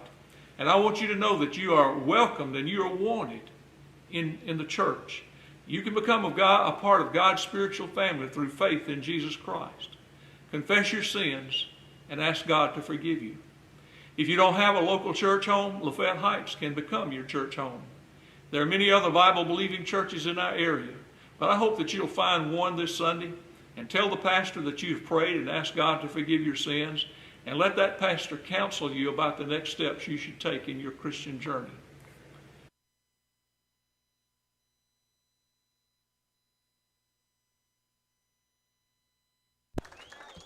Jamie Clark. Claire Allen, UCA All-American. Kendall Talbot. Camden Oliver, UCA All-American. 44-13. Abby Morgan, UCA All-American. Bailey Allen, co-captain and UCA All-American.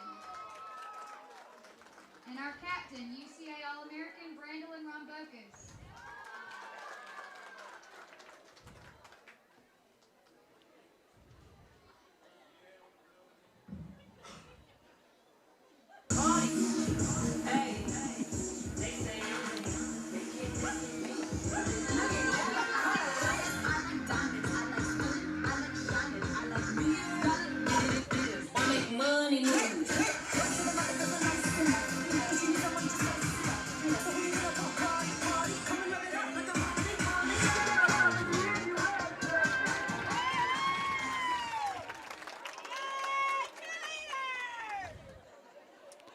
Nice job by the Rebel cheerleaders. All of them back in full form tonight. And here come the Rebelettes. Your attention is called to midfield for the Chambers Academy Rebelettes. Nice job, cheerleaders. Nice job. Rebelettes, you be ready.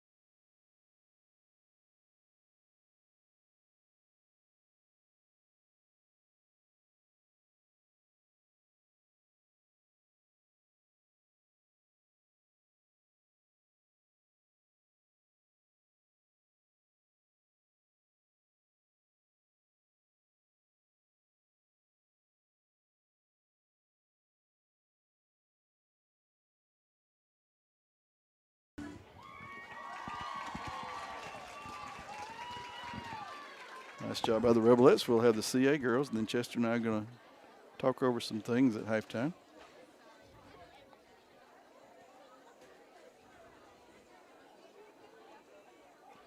Nice job, Rebelettes. Here are the CA girls. Take it away, girls, on your music.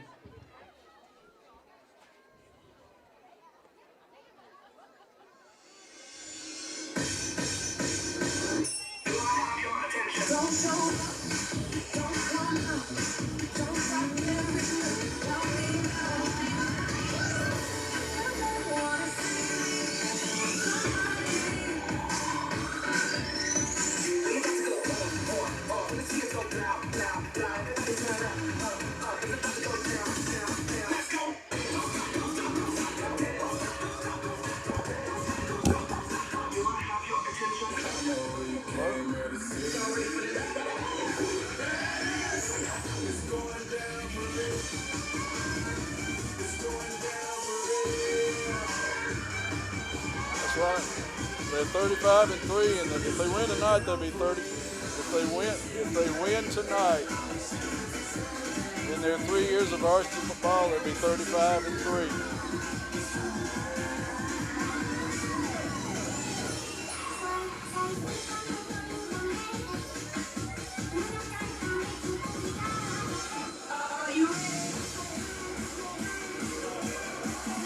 Yeah, they only lost to Bessemer.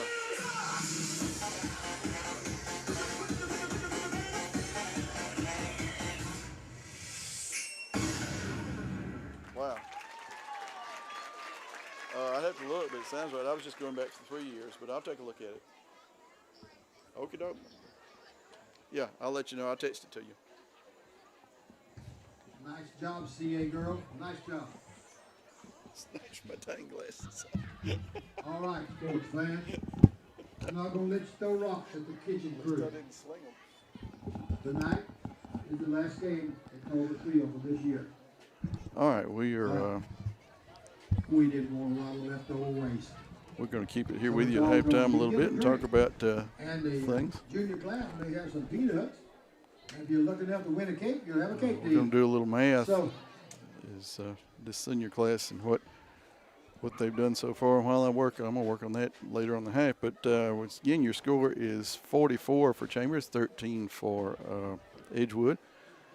To put things in perspective, once again, when we played October 9th, it was 40-36 Edgewood. So the Rebels have scored 8 more points in the first half than they scored the entire game down there. 5, 6, If this holds on and Escambia's lead holds, the Rebels will take on Escambia at 2:30 next Friday at Crampton Bowl. 1, 8, That'll be the first time Crampton Bowl has hosted the AISA triple header. The details of working it out at Troy just didn't work out. I think one of the deciding factors, according to what I understand, is there are more dressing rooms at the Crampton Bowl Complex, which eliminates some of the disinfectation, if disinfectation is a word. I know infestation's a word, but I don't know if infectation is. But anyway, so it's going to be in Montgomery, a little bit closer for Chambers fans than Troy, but we've gotten used to going to Troy.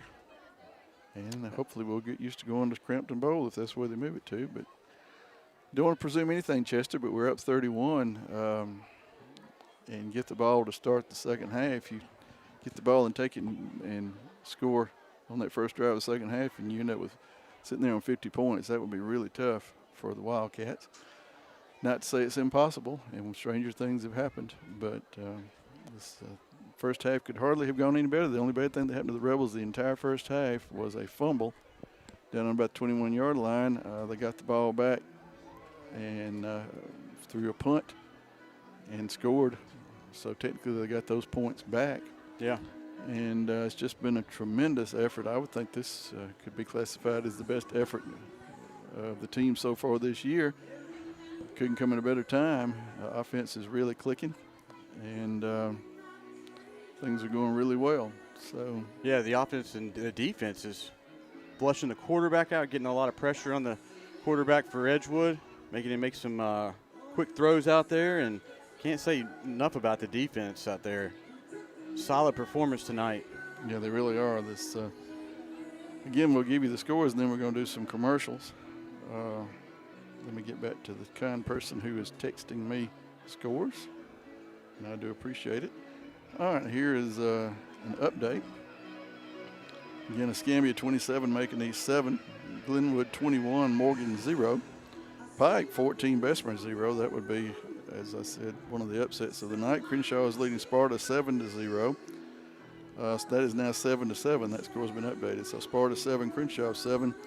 And probably the one that would most raise eyebrows across the AISA, Abbeville 21, Jackson 0. That is significant. That would measure up there with Edgewood beating Patrician last week. So should be an interesting triple header. Could be some teams down there that aren't supposed to be. Yep. And, I shouldn't say not supposed to be, but it wouldn't have been penciled in by the prognosticators. So that's where we are. We're about 4 minutes till half, and we're going to run some commercials from our sponsors. So take it away, Mr. Howard. We'd like to thank Brody Smoot for the graphics for the CA football team this year. He's done an outstanding job, as you can see right now. If you need any graphics done like that, please contact Brody at 706-415-6659. It's Brody Smoot. He's done a wonderful job, and we appreciate the hard work doing that right there. Graphics for us. And want to remind everybody to shop local first. It's your community, it's your future. And we'll be having some opportunities to do that this weekend in Lafayette at the Rocking Fest on the Square. And while you're down there, it's starting at 10 a.m. on Saturday. They're going to have the world's largest rocking horse, ice skating, inflatables, the newest tradition in Lafayette. So come on down, and when you're down there, you can stop by and see the folks over at Gimme Some Sugar right there on the square that brings back furniture's back to life and offers the latest of home decor, gifts, and boutique clothing. And they'll be open Tuesday through Friday, 10:30 to 5, and Saturdays 10 to 3. But tomorrow is the big day with the Rocking Fest on the Square in Lafayette starting at 10 o'clock. So come out and enjoy a good time with family and friends here in Lafayette, Alabama. And Chester looking at the second round of the public school Alabama high school football. Coach Patrick Nix has his Central Phoenix City Red Devils ahead of Theodore 14-13 at halftime. Auburn High leads Daphne 7-0 third quarter. Hoover leads Oak Mountain 17-13. Those are all of the 7A scores that you might have some familiarity with. In 6A, Opelika leads Hillcrest Tuscaloosa 14-0 in the third quarter. Local school. 5A. Don't really see anybody that's local. In Central Clay, I guess, would be fairly local. They are tied with Andalusia 14-14. The Parker Thundering Herd, Chester, that's somebody that's been near and dear to your heart. The old Marshall graduate that you are. They're tied with Alexandria 14-14. Moving into 4A, Hanley is leading Montevallo 16-7 in the second quarter. Game is at Montevallo. In 3A, don't really have anybody local. 2A should have Lynette. Yep, Lynette is leading GW Long 25-3.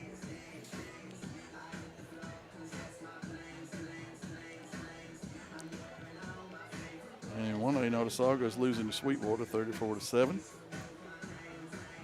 Woodland losing to Berry 14-8. And moving back through what they're showing on WSFA, Glenwood leads Morgan 21-0. Pike leads Bessemer 14-8 now. Of course, Chambers leading Edgewood here 44-13. Escambia 27, Macon East 7. Sparta and Crenshaw 7-7. And that Abbeville score is now 21-6 in the third quarter. And that's where we are football-wise here in the state of Alabama. Second round of both AISA and AHSAA. Of course, AHSAA, several more weeks to go. And the Rebels retake the field, and we're less than a minute from kicking off unless the officials extend the half.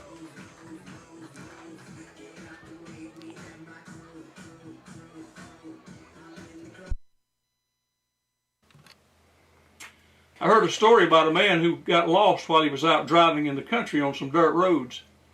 He reached for his map and accidentally drove off the side of the road into a ditch. Though he wasn't injured, his car was stuck deep in the mud. So the man walked to a nearby farm to ask for help. The farmer pointed to an old mule standing in the field and said, "Warwick can get you out of that ditch." The man looked at the decrepit old mule and looked at the farmer, who just stood there repeating, "Yep, old Warwick can do the job." The man figured he had nothing to lose, so the two men and the mule made their way back to the ditch. The farmer hitched the mule to the car. With a snap of the reins, he shouted, "Pull, Fred! Pull, Jack! Pull, Bill! Pull, Warwick!"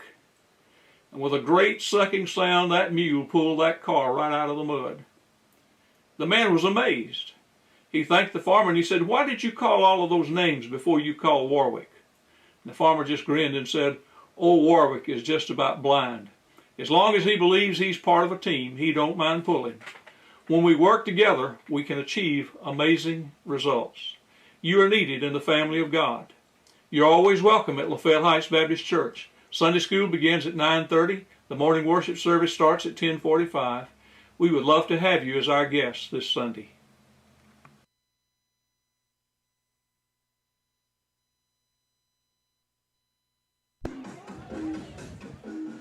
And the half was, in fact, extended by the officials. We are 2 minutes from the third quarter. The Wildcats are retaking the field. Rebels have been out for a few minutes now.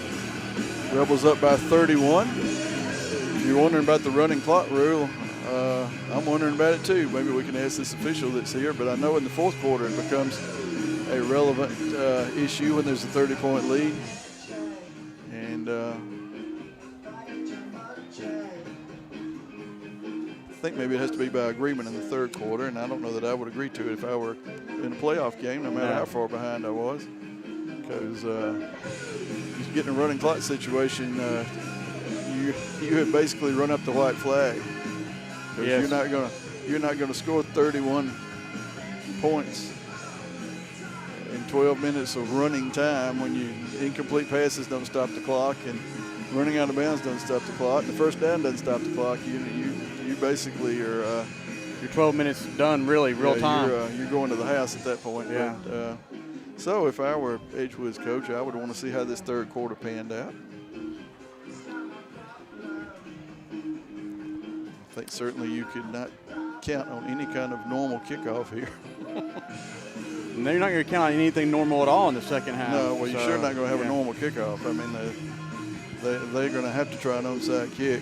They've got to flip a possession here, or they're going to be in really tough shape, because they would have to outscore Chambers by 5 touchdowns, and that's taking into account the fact that the Rebels will have the ball almost as many times as they will have it. And you can run 2 to 3 minutes off the clock every time they have the ball. So that's, I mean, if you're a Chambers fan, you feel good, but you just soon get this second half over with. That's right. And there's the horn. Don't know if you heard it at home, but we're about to kick this thing off. Officials conferring with the Rebels and then conferring with one another.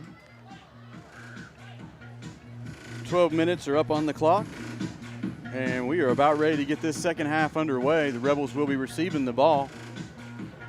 And we'll try to watch the man in the white hat because he'll be the one that makes the call on the clock.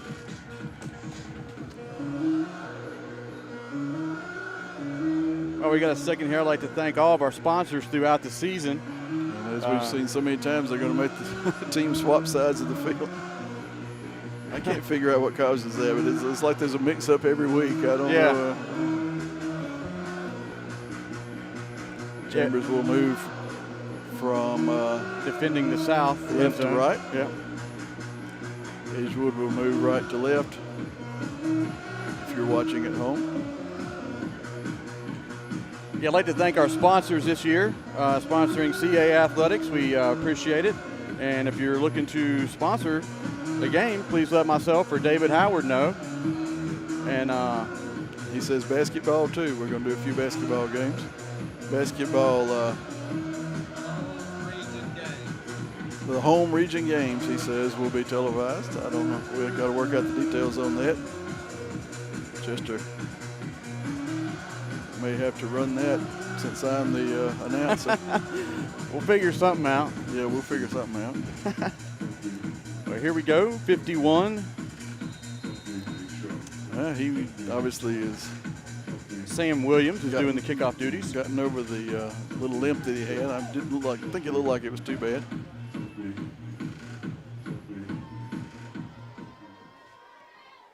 Little pooch kick down to about the 30, taken Well, let's just run this back. by Spud. Conway. He's tackled it at the 40-yard line where the Rebels will start the second half. Conway on the return out to about the 40. Hunter Burdett walking a little gingerly. Chambers at their own 40. Main thing at this point is don't get anybody hurt. I realize this is do or die for both teams.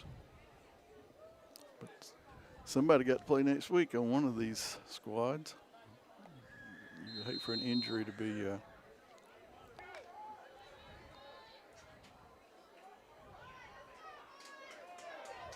Benbrook lines up to Peyton's right in the backfield. Gavin's in motion.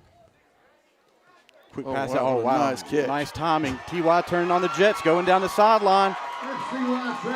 He's down to the 10, the 5, touchdown, Rebels. That was Wow. a super catch. I mean, I can't say enough about that catch. Great block on the outside, too, as well. Actually was covered pretty well. Yeah. And Peyton threaded the needle. And I'm not so sure he was even throwing for T.Y., but he sure enough caught it. Yep, great. And he sure enough scored, and you're looking at a 50-point tally for the Rebels. that was a nice play right there. Nifty little one-play 60-yard drive, and That's another Soulshine Coffee touchdown for the Rebels. the door gets a little closer to being shut, Chester. Yes, it is.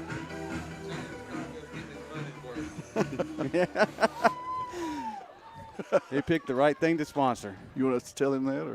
Or Reverend James Caulfield, if you're watching, our head man here says you're getting your money's worth tonight advertising.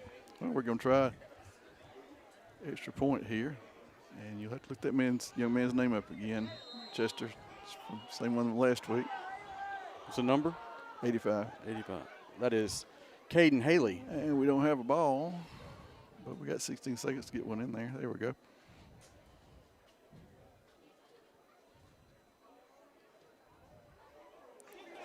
And I believe it went through. Yep.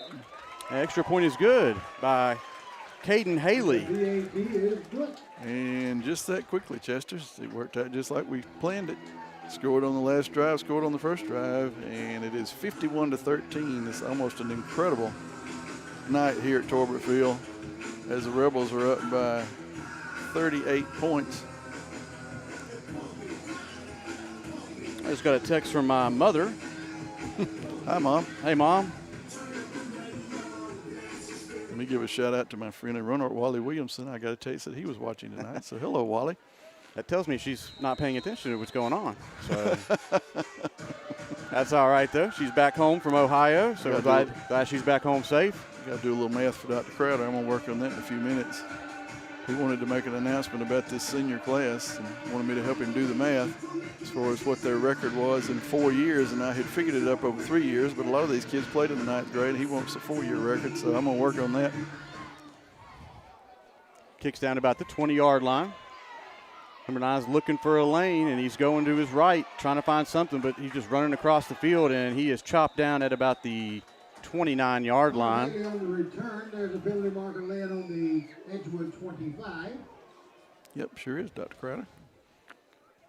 Blocking the back, on return team, 10 yards. Those might win out, but he got the penalty out. And haven't been many penalties tonight, Chester. That's a good thing in championship football. I mean, you like to see the kids prevail on their own merits. And kudos to the AISA for sending these large officiating crews to these playoff games. I think that certainly helps maintain the poise and integrity of everybody when you know you got an official looking at you on every play. Yep.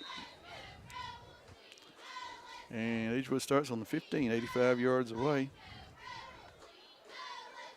They start with 2 wide receivers out to each side.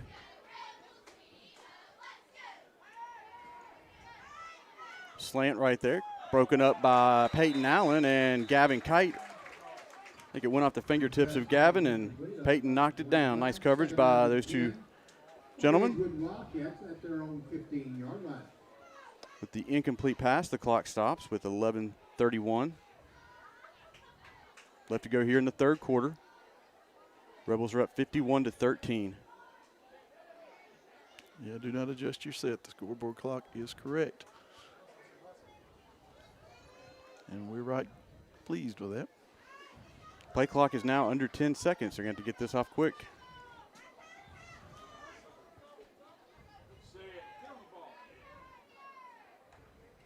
Barely got it off. Johnson drops back. He's flushed out to his right, and he overshoots his intended target. I think number 9 was the target out there, Connor Bailey. Getting a little heat from that defensive line of the Rebels. 3rd down and 10. It's a big 3rd down play here. That sounds silly for me to say, but I mean, we can just about shut the door if we stop them here. Yeah. And the crowd here at Torbert Field is not going anywhere, Calvin. No, that is amazing turnout tonight. They are feasting on the moment. That's right. Everyone's doing their part, keeping social distancing.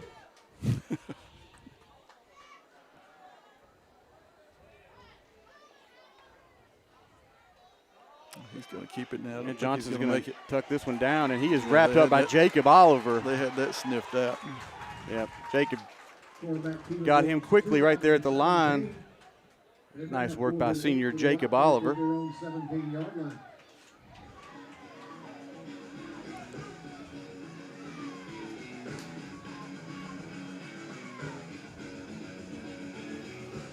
And Edgewood will elect to punt, certainly going for it here, even though they've got to put points on the board, but if they didn't make it, it would be time out here on the field. A death knell.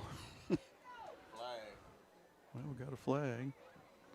Dead ball, illegal substitution on the defense, 5-yard penalty from previous spot. Whoever's counting 11, whoever counts 11 on our side, gonna have to take his shoes off. Yeah. Well, that makes it a much more manageable 4th down, but I think they still can't. They can't take that chance at this point. I realize there's no tomorrow, but decent punt there. Takes a Edgewood bounce down to the 34-yard line. And they're much better off Chambers being 65 yards away than being 15 yards away. And we are 10.5 minutes. Ball rolls dead at the Chambers 35.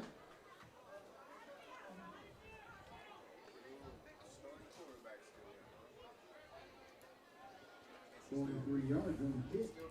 No return. 1st and 10 Rebels at their own 35.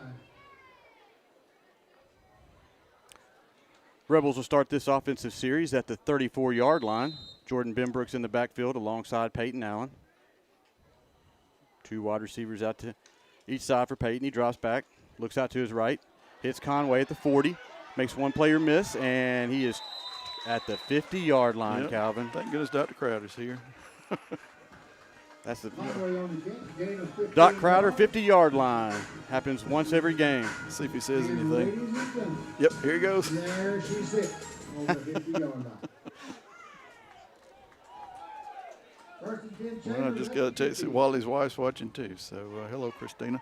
That's what I get for starting that kind of stuff, I guess. But I'm glad to have you two watching. Just as we're glad to have Chester's mom and everybody else that's watching. That's right.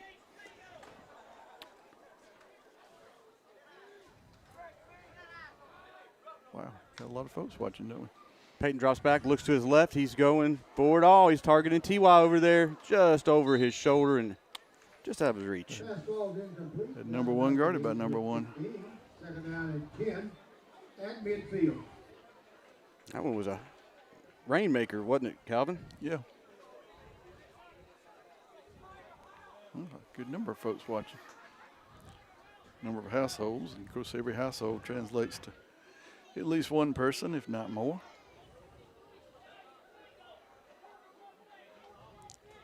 Holy smokes. Yeah, that's the right good many.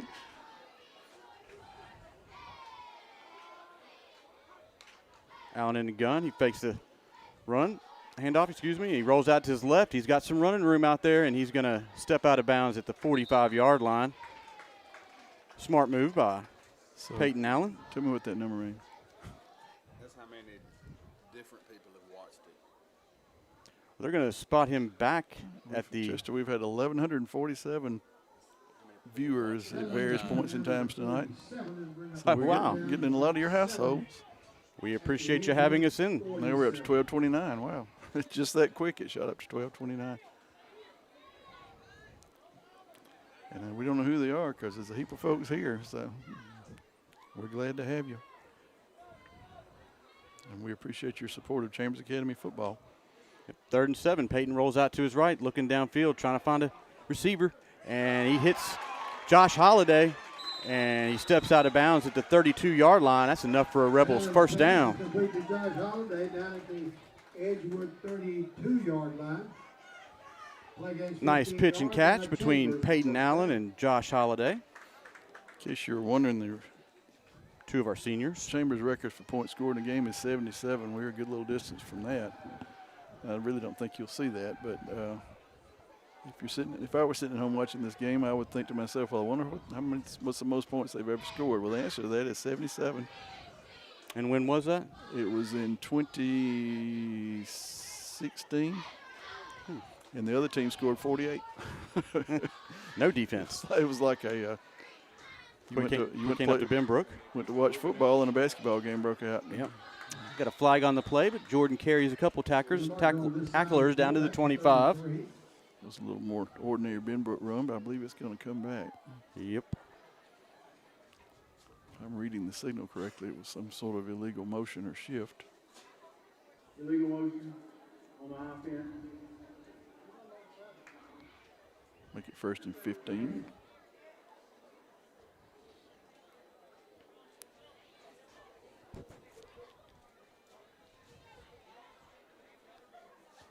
I think you'll see somewhat concerted effort by Chambers to run the clock until the officials make a decision to run it. It'll be 1st and 15 for the Rebels at the 37-yard line.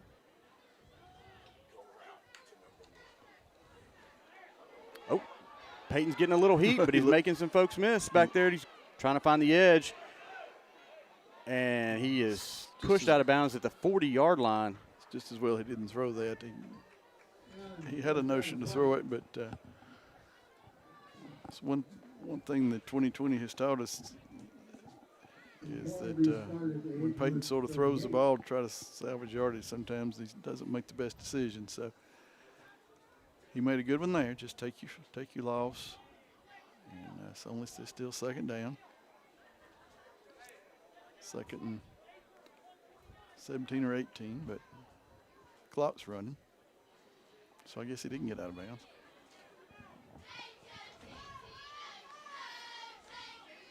Peyton drops back, and he hits T.Y. coming out of the backfield, and he's down to the 30. Down to about the 21-yard line. And you got to know they hate to see him coming. Yeah. Oh, we got another flag. Well, we spoke too soon about the laundry. Well, you know, I guess they tend to get a little sloppy at times, but. Well, that's going to bring up a second, and we'll just have to see. It's not going to be from the line of scrimmage. It's going to land at the 47. That holding was way away from the action there, but. And they got to make the 22, so it's going to be second and 25. Just get a little of it. Keep the clock running. Allen's looking over at the sidelines for the play. Shrugging his shoulders. Peyton drops back. Whoop.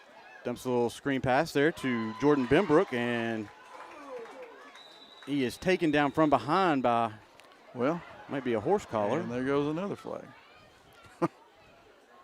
It's 54 on the tackle, Joseph Benton. And you're right, that's the preliminary signal was a horse collar, so that may result in a Chambers first down. Those can be dangerous plays riding up somebody's back like that. Oh. Well, maybe not. Maybe. Downfield, pass is caught beyond the line of scrimmage. Play second down. We're going through the book of signs and penalties.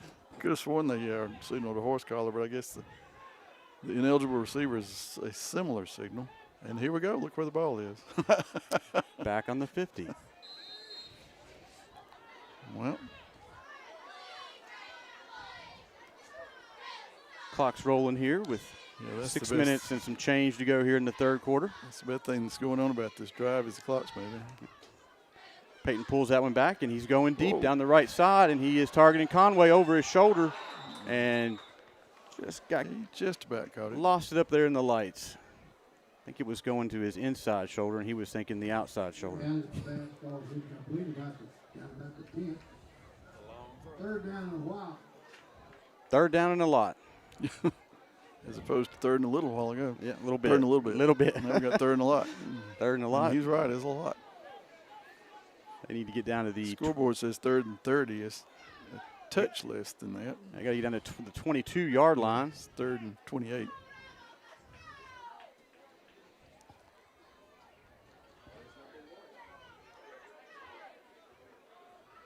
Play clock getting a little anemic. Quick pass up. Incomplete. Whew. Off the fingertips there of Conway. That'll bring up fourth down for the Rebels. Well, that's going to be the first punt of the night for Chambers.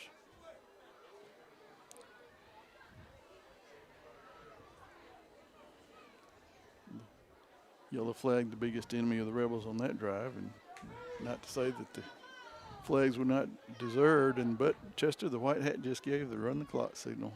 That's a pretty sign. Yes, I just noticed that. So we're 18 minutes from Montgomery.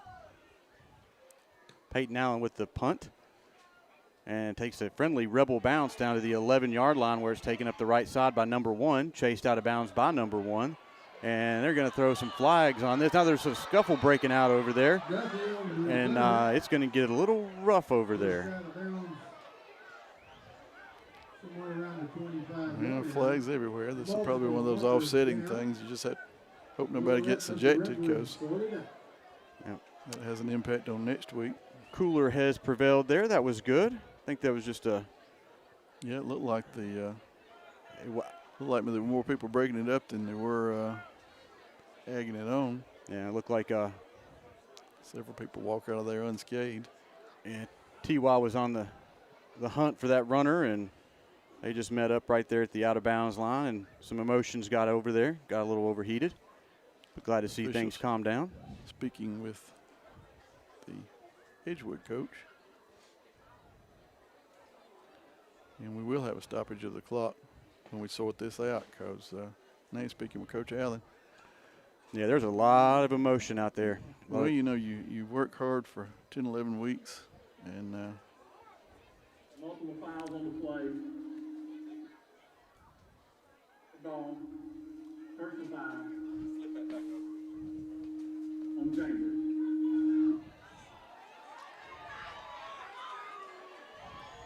said it was on Chambers, but Personal foul on Chambers.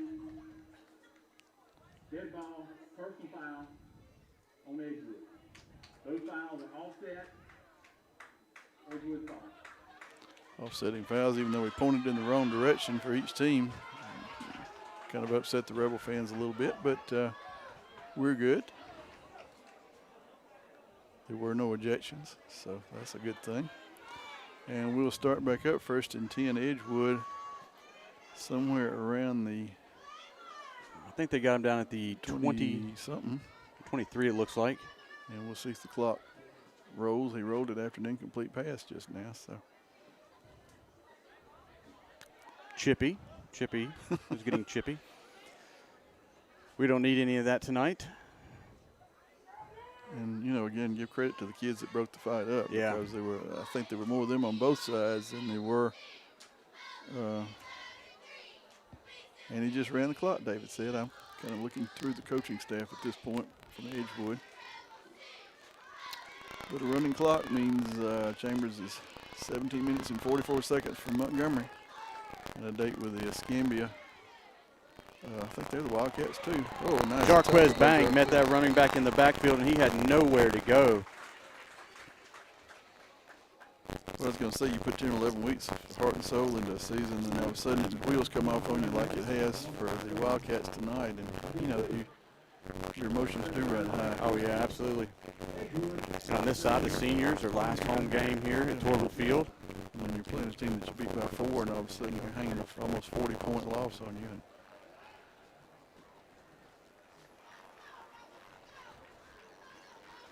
here we go, 2nd down, about 11. well, no, you wanted to, Chester. And having beach nutrition last week, there had to be a real Kind of hung over, let down. you know, you had to be riding real high on that 1-point win at nutrition, because they were Got another flag over here on dropping 50 points in everybody they were playing. this side of the field, yeah. So can you get up for something like that too? Something the Rebel are going to have to look at and get up.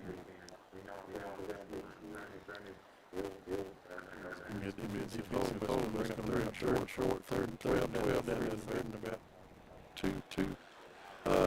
You know, can James get up like that 2 weeks ago? Look back at that. They was a loss over 9th. We had our back to the wall. We were in 3rd place, and us playing nutrition. And had to beat East by 10, being by 41. Then had to beat Banks. Had to hope that East beat Springwood, because we still didn't control our own destiny. But that worked itself out, and all of a sudden, three-way. All the stars and planets aligned. And That three-way tie broke in the Rebels' favor. And then they went down to Crenshaw, which is a place they've really not been very successful over the years. And did well against the Cougars. And that's number 5. Hayden Hurst. That was Trevor Rohde on the reception for a touchdown Edgewood with 4:17 left to go in the 3rd.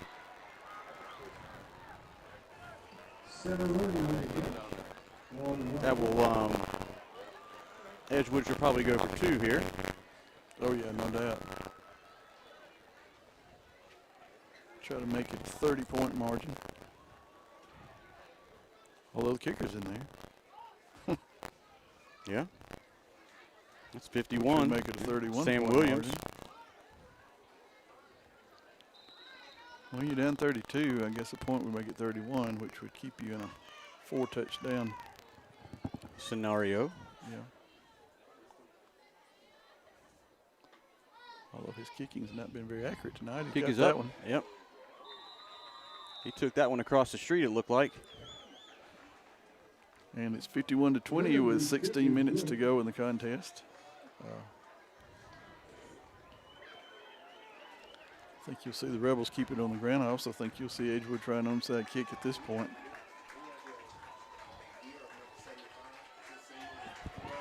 For us? Yep.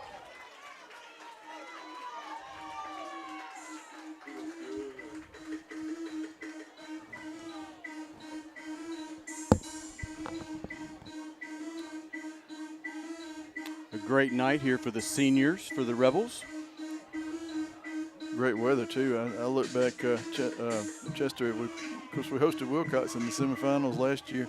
And that popped up on my memories today, and I looked, and you and I had on heavy coats and gloves and Yeah, hats. that's right. It was cold. Yeah, I remember that. It's in the 40s. And of course, it's really cold up here when it's cold outside. And Chester and I were, and we did our interviews up here.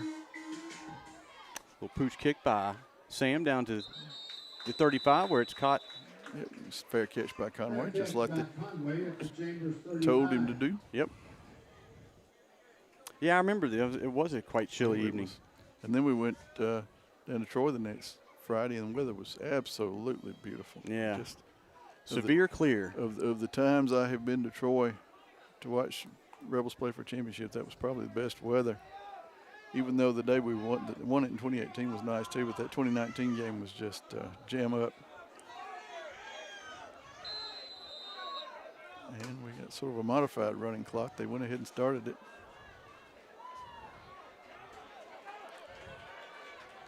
Did not leave it running after the touchdown, but went ahead and started it. And the Rebel offense needs to sort of settle down, run a little clock here. Play clock's down to 5. Allen gets it off, hands it right up to Jordan Benbrook, and he is There we go. getting some separation from that defensive line and gets into the secondary for a nice pickup for Jordan. 47. That keeps the clock running. A gain of 18 yards and the Chambers first down. His longest run of the night.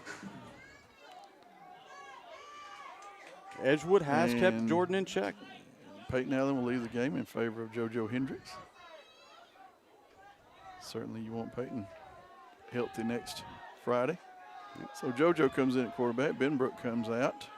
T.Y. will stay in. And Yerta will come in at running back. And Hendricks at quarterback. So second Quick string handoff has to taken over. And Braxton. Look at Braxton. he's making some moves out there. He's down to the 40. Looking for some blockers. He cuts back. And he is taken down at the 31-yard line. Nice run by Yeah, it really was. Braxton Yerta. On the carry down to the 30-yard line. A gain of 17 yards. And we have more second stringers coming in. They're along the line, so that 72 and 53 just went in. If you want to call them out. That's Grayson Bonner and Levi Waldrop. And Eli Vernon, number 77, he had the opportunity to bring the flag on the field this evening. It's like he's the.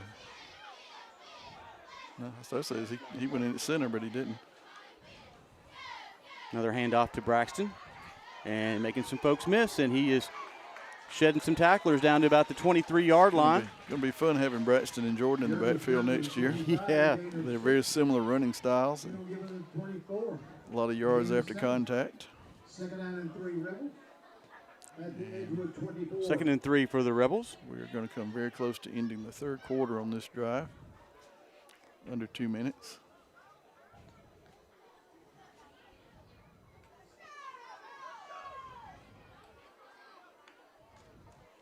Same play. Not quite same result, but it's going to bring up third and short. Yerta again on the carry. Third and First down. 2 or so. We got to give a shout out to the ball boy. He's done a wonderful job the past 2 games here. Yeah, I found out that was, Third and only. I can't think of his first name. Cohen. I'm so sorry. Please forgive me, Mom and Dad. We found out last week after the game it was Cohen Hand, and his name just completely left me. All I could think of was Landon and Kyle, his brothers.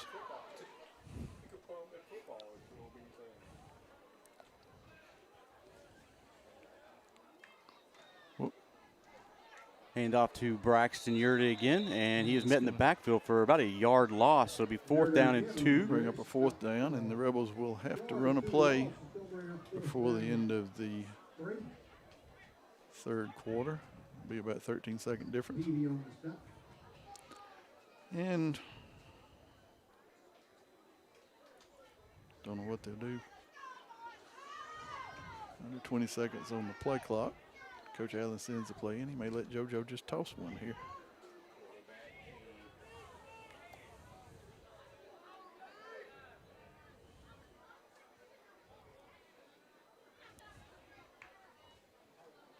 Oh! Braxton Yurda was met in the backfield by number 36, JT Brazel. It's going to turn it over on downs. That play was sniffed out. And do you smell that, Calvin? It smells like Soulshine coffee. Yeah. I smell some coffee right it really now. Does. Yeah, somebody's brewing some coffee downstairs in the grill. It smells great. Well, we got 10 seconds. I would think the clock would start pretty quickly, or they may start it on the snap. But Edgewood is 31 points down with 12 minutes to go. We do have a running clock. We got a big event tomorrow uptown. As soon as we get a call in play, we'll tell you about it. Cheerleaders, are y'all ready? See if I can do that crowded math for him while we're. Uptown is the Rockin' Festival tomorrow. Uptown Chambers is a sponsor of this event. Enjoy yourself. We'll tell you more about it in the field. 1st and 10 for the Wildcats. Handoff right up the middle, met by number 12. It's Cross Collie. And that is 3 quarters in the book. David, I've had some texts about our audio, so I don't know. At their own 28-yard line when players.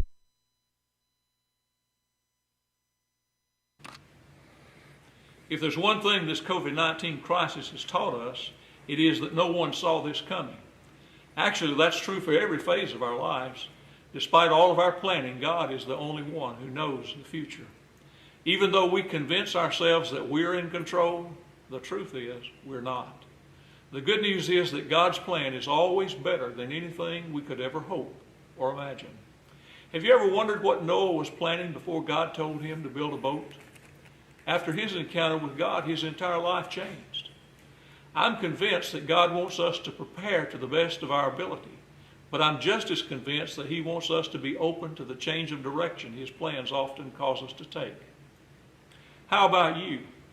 Has this crisis caused you to make any changes in your life? Has it prompted you to turn to God for answers and stability? If you're looking for answers, let me invite you to Lafayette Heights Baptist Church, or to encourage you to attend any Bible-believing church. Go with an open mind and ask God to speak to you through worship and Bible study. May the Lord bless you, is my prayer.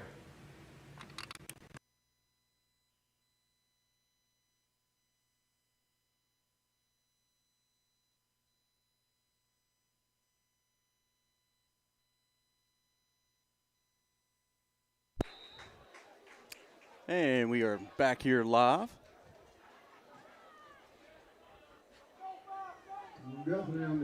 Switched into the fields here. Start the 4th quarter. Escambia up 40-7 on Macon East, similar to the score we had with them. And Crenshaw has put some distance between them and Sparta, 33-14. All the other scores are the same that we reported earlier.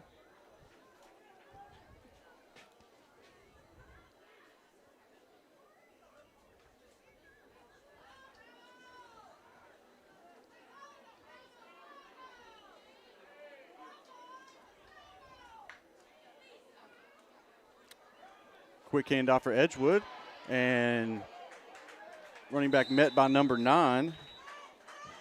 That's Braxton Yurda on the tackle. 43. Got the room to carry. Enough, the run was enough for a 1st down for Edgewood out to the 43-yard line. 44.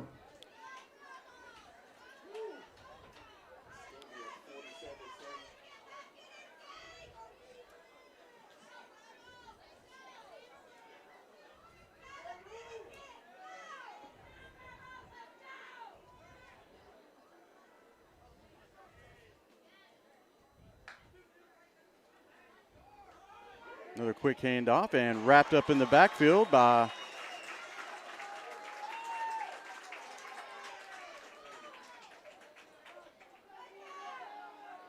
number 18. That's Rodney Cook. Nice tackle in the backfield by Rodney. 41, a loss of about 3. Second down and 13. At the Rock Second and 13 for Edgewood. Once again, the Rocking Festival uptown tomorrow is free gate admission and free things for small children and other larger children and adults to do. Your food and souvenirs are on a ticket item. Cook tried to time that and get in the backfield and flush the quarterback out, and he is out to about the 45-yard line for about 4 yards. Quarterback carry out to the 46. A gain of 5 and bring up third down in the best part of 6 or 7 to go.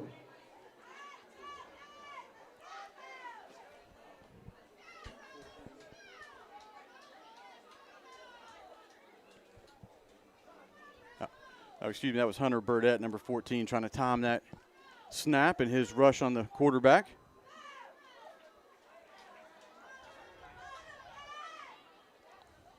From his linebacker position.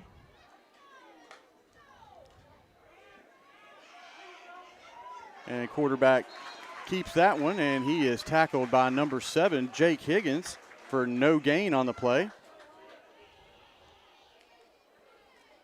Higgins and Collie on the stop. And bring up fourth down and about 5. Play may have gained 1 yard. 4th and 5 at the Edgewood 47.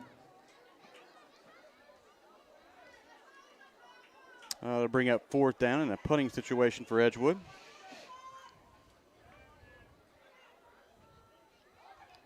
Braxton Yurda and number 16, John White, are deep for the Rebels. Decent kick down to about the, better get away from it. And they down that at the half-inch line. Great punt coverage by Edgewood. As the clock continues to run, I did the math for Dr. Crowder and sent it to him. But over the 4 years, Chester, these seniors, many of whom played in the 9th grade over 4 years, as of tonight, their record is 47-4 overall, and their home record is 27-1. Wow. So congratulations to these seniors. We've already talked about our players of the game tonight are going to be our seniors. We're going to get down there and interview as many of them as we can. And I know there's some bounces there and other things. Great performance by the seniors tonight here at Torbert Field. Yeah, you can definitely see the senior leadership. Yeah. But we don't think we need to do players of the game as far as performance goes. This has been such an overwhelming team victory. So we're going to interview our seniors of 2021 after they have a chance to visit with friends and family and cherish the moment of making a state championship game for the sixth year in a row. Is that right? Yes. Hand off to Braxton Yurda, and he's trying to get a little bit of breathing room down there at the goal line. They may spot him out at about the 2. Yep, sixth year in a row. So these kids that graduate from high school have never finished a season as a member of any football team at Chambers without being in the championship game. That's incredible. Chambers will go to 9-3 in semifinal games. Edgewood will fall to 10-5. Chambers' all-time record against Edgewood will go to 12-8 as we break a 4-game losing streak to the Wildcats.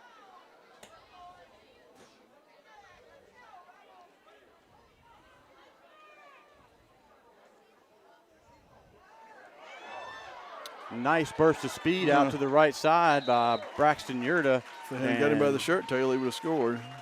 He had gotten loose, and somebody got him by the shirt tail. That would have been about a 97-yarder. Yep. Out past the 20 to the 21. First down and 10 for the Rebels. With a running clock, that ought to get us down to, 3 minutes or so. Another first down would just about put this one in the books. Wind it up.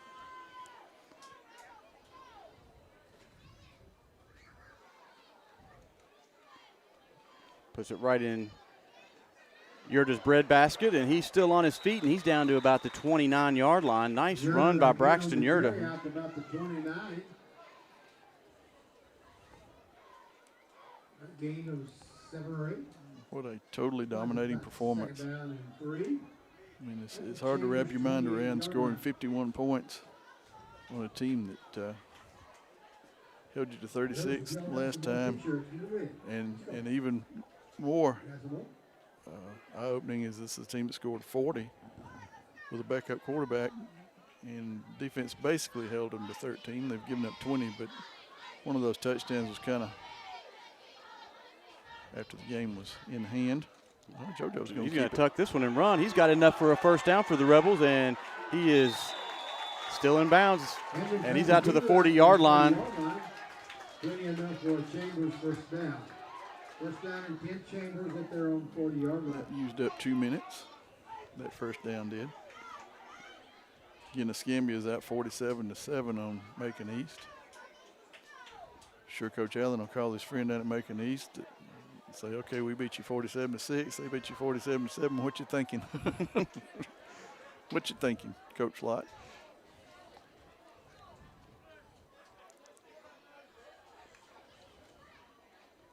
Another handoff to Yurda. Nice blocking out in front of him. And he is still up, and he is down to about the 44-yard line. I was going to ask the folks from Montaga that last week because they played Escambia and lost by about the same thing they lost to us by, but the young man got injured and we didn't get a chance to talk to the coaches. And we're glad to report out. Heard he's doing well. Yeah, to give an update on him, he was released. He was treated and released, told to take ibuprofen and ice for his neck injury. And great to hear. Yeah. Hendricks is leading the offense right now. He's going to tuck this one and try to find some running room out the left side. He's a tough one to bring down. He was fighting through some tackles there. Didn't gain anything, but ran about we got somebody shaking up. Going to have to stop the clock for that with under 3 minutes to go to Montgomery. And a date with the Escambia Wildcats, I believe they are.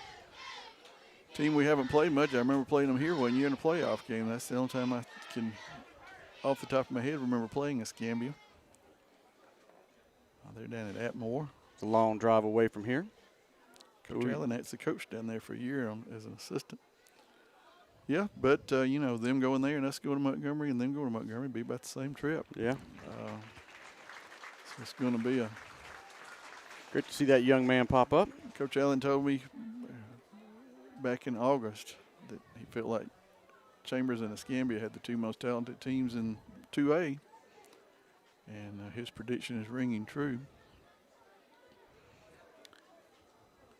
And it'll be one of those games, I think I've always thought one of the things that sort of caused a little bit of a struggle bus when we went to Troy was some of the games we were expected to win, like Southern last year. We've beaten them already. Yeah. And who knew they were going to hold us to 8 points? But you're looking at a team with Escambia that would be, I would think, favored. Hands off to Yurda off the left side, and he's got some running room, and he's down to about the 43-yard line. He is tackled by number 1, Blaine Guthrie. It's enough for a Rebel first down. It would feel like he may go over 100 yards and keeps flirting with breaking one here. Yeah. So we're down to 2 minutes and 17 seconds left to go here in the game. And everybody's still here. It's going to be a wild night here in Lafayette, celebrating this big Rebel win. As wild nights go in Lafayette anyway. Yeah, we'll be out past 10. It'll be kind of hard to make everybody leave this one. They're going to want to. Yep. Another handoff to Yurda. And he is still up, and he is breaking tackles.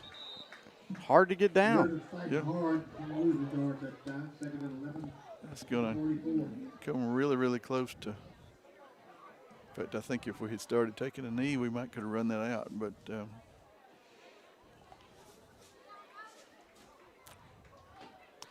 second down and about 11. yeah, realistically, you're looking at one more play, and then they're going to probably With the victory formation. Need to probably take this 10 seconds down, then take about maybe 10 seconds on a play. And whoops. Whoa. Yeah. You take it. Now I'll take it. And Yerda is still up. Well, and he took 17 seconds, and that's kind of what you want him to do. You know, you want him to run around. Yep, use up some time. Clock. We're under 1 minute left to go here. Yep. And the Rebel partying is starting, Calvin. Yep. We're under a minute from Montgomery. And Chester will see all these folks 2:30 next Friday at Crampton Bowl. We'll be there. That's right. If you can't make it, you can catch us here. We'll have the game live on Chambers Academy Sports Live. And that is it's a pretty valiant effort to get a first down. Holden Messer on the carry, number 23. Messer on the carry. And that should do it, Calvin. And your Rebels are going to the state championship, ladies and gentlemen, for the 6th year in a row. That is absolutely incredible. And Rebel fans, if you would be still just a moment. Let me tell you something. Be still and be quiet just a moment. The seniors on this field, as they leave this field,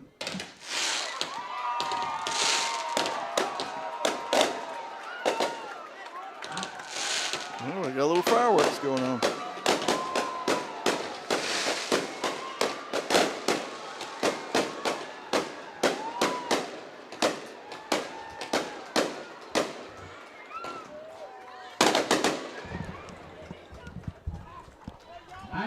I did not know about that. Nice pyrotechnic show there. Tonight, in the last 4 years, are 27-1 on Torbert Field. They are 47-4 overall. Pretty good percentage. Congratulations, guys, moms and dads, granddads, Coach Allen and the staff. I believe the championship game is in Montgomery. Yep. I haven't been told exactly that, but I believe it's in Montgomery next Friday. Go right down 85, jump off on 80, and go straight to Crampton Bowl. And let's go, Rebels! Good to have Dr. Crowder back. We certainly hope Moose is continuing to improve health-wise. Of course, Moose will be a spectator next week along with the rest of us.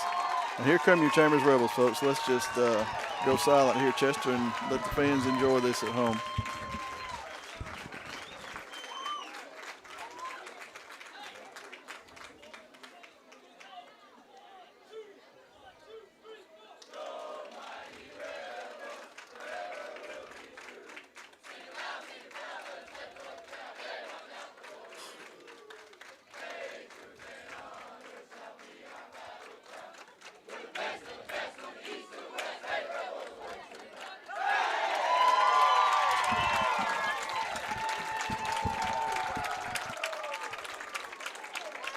And again, a resounding victory as this senior class leaves here 27-1 at Torbert Field.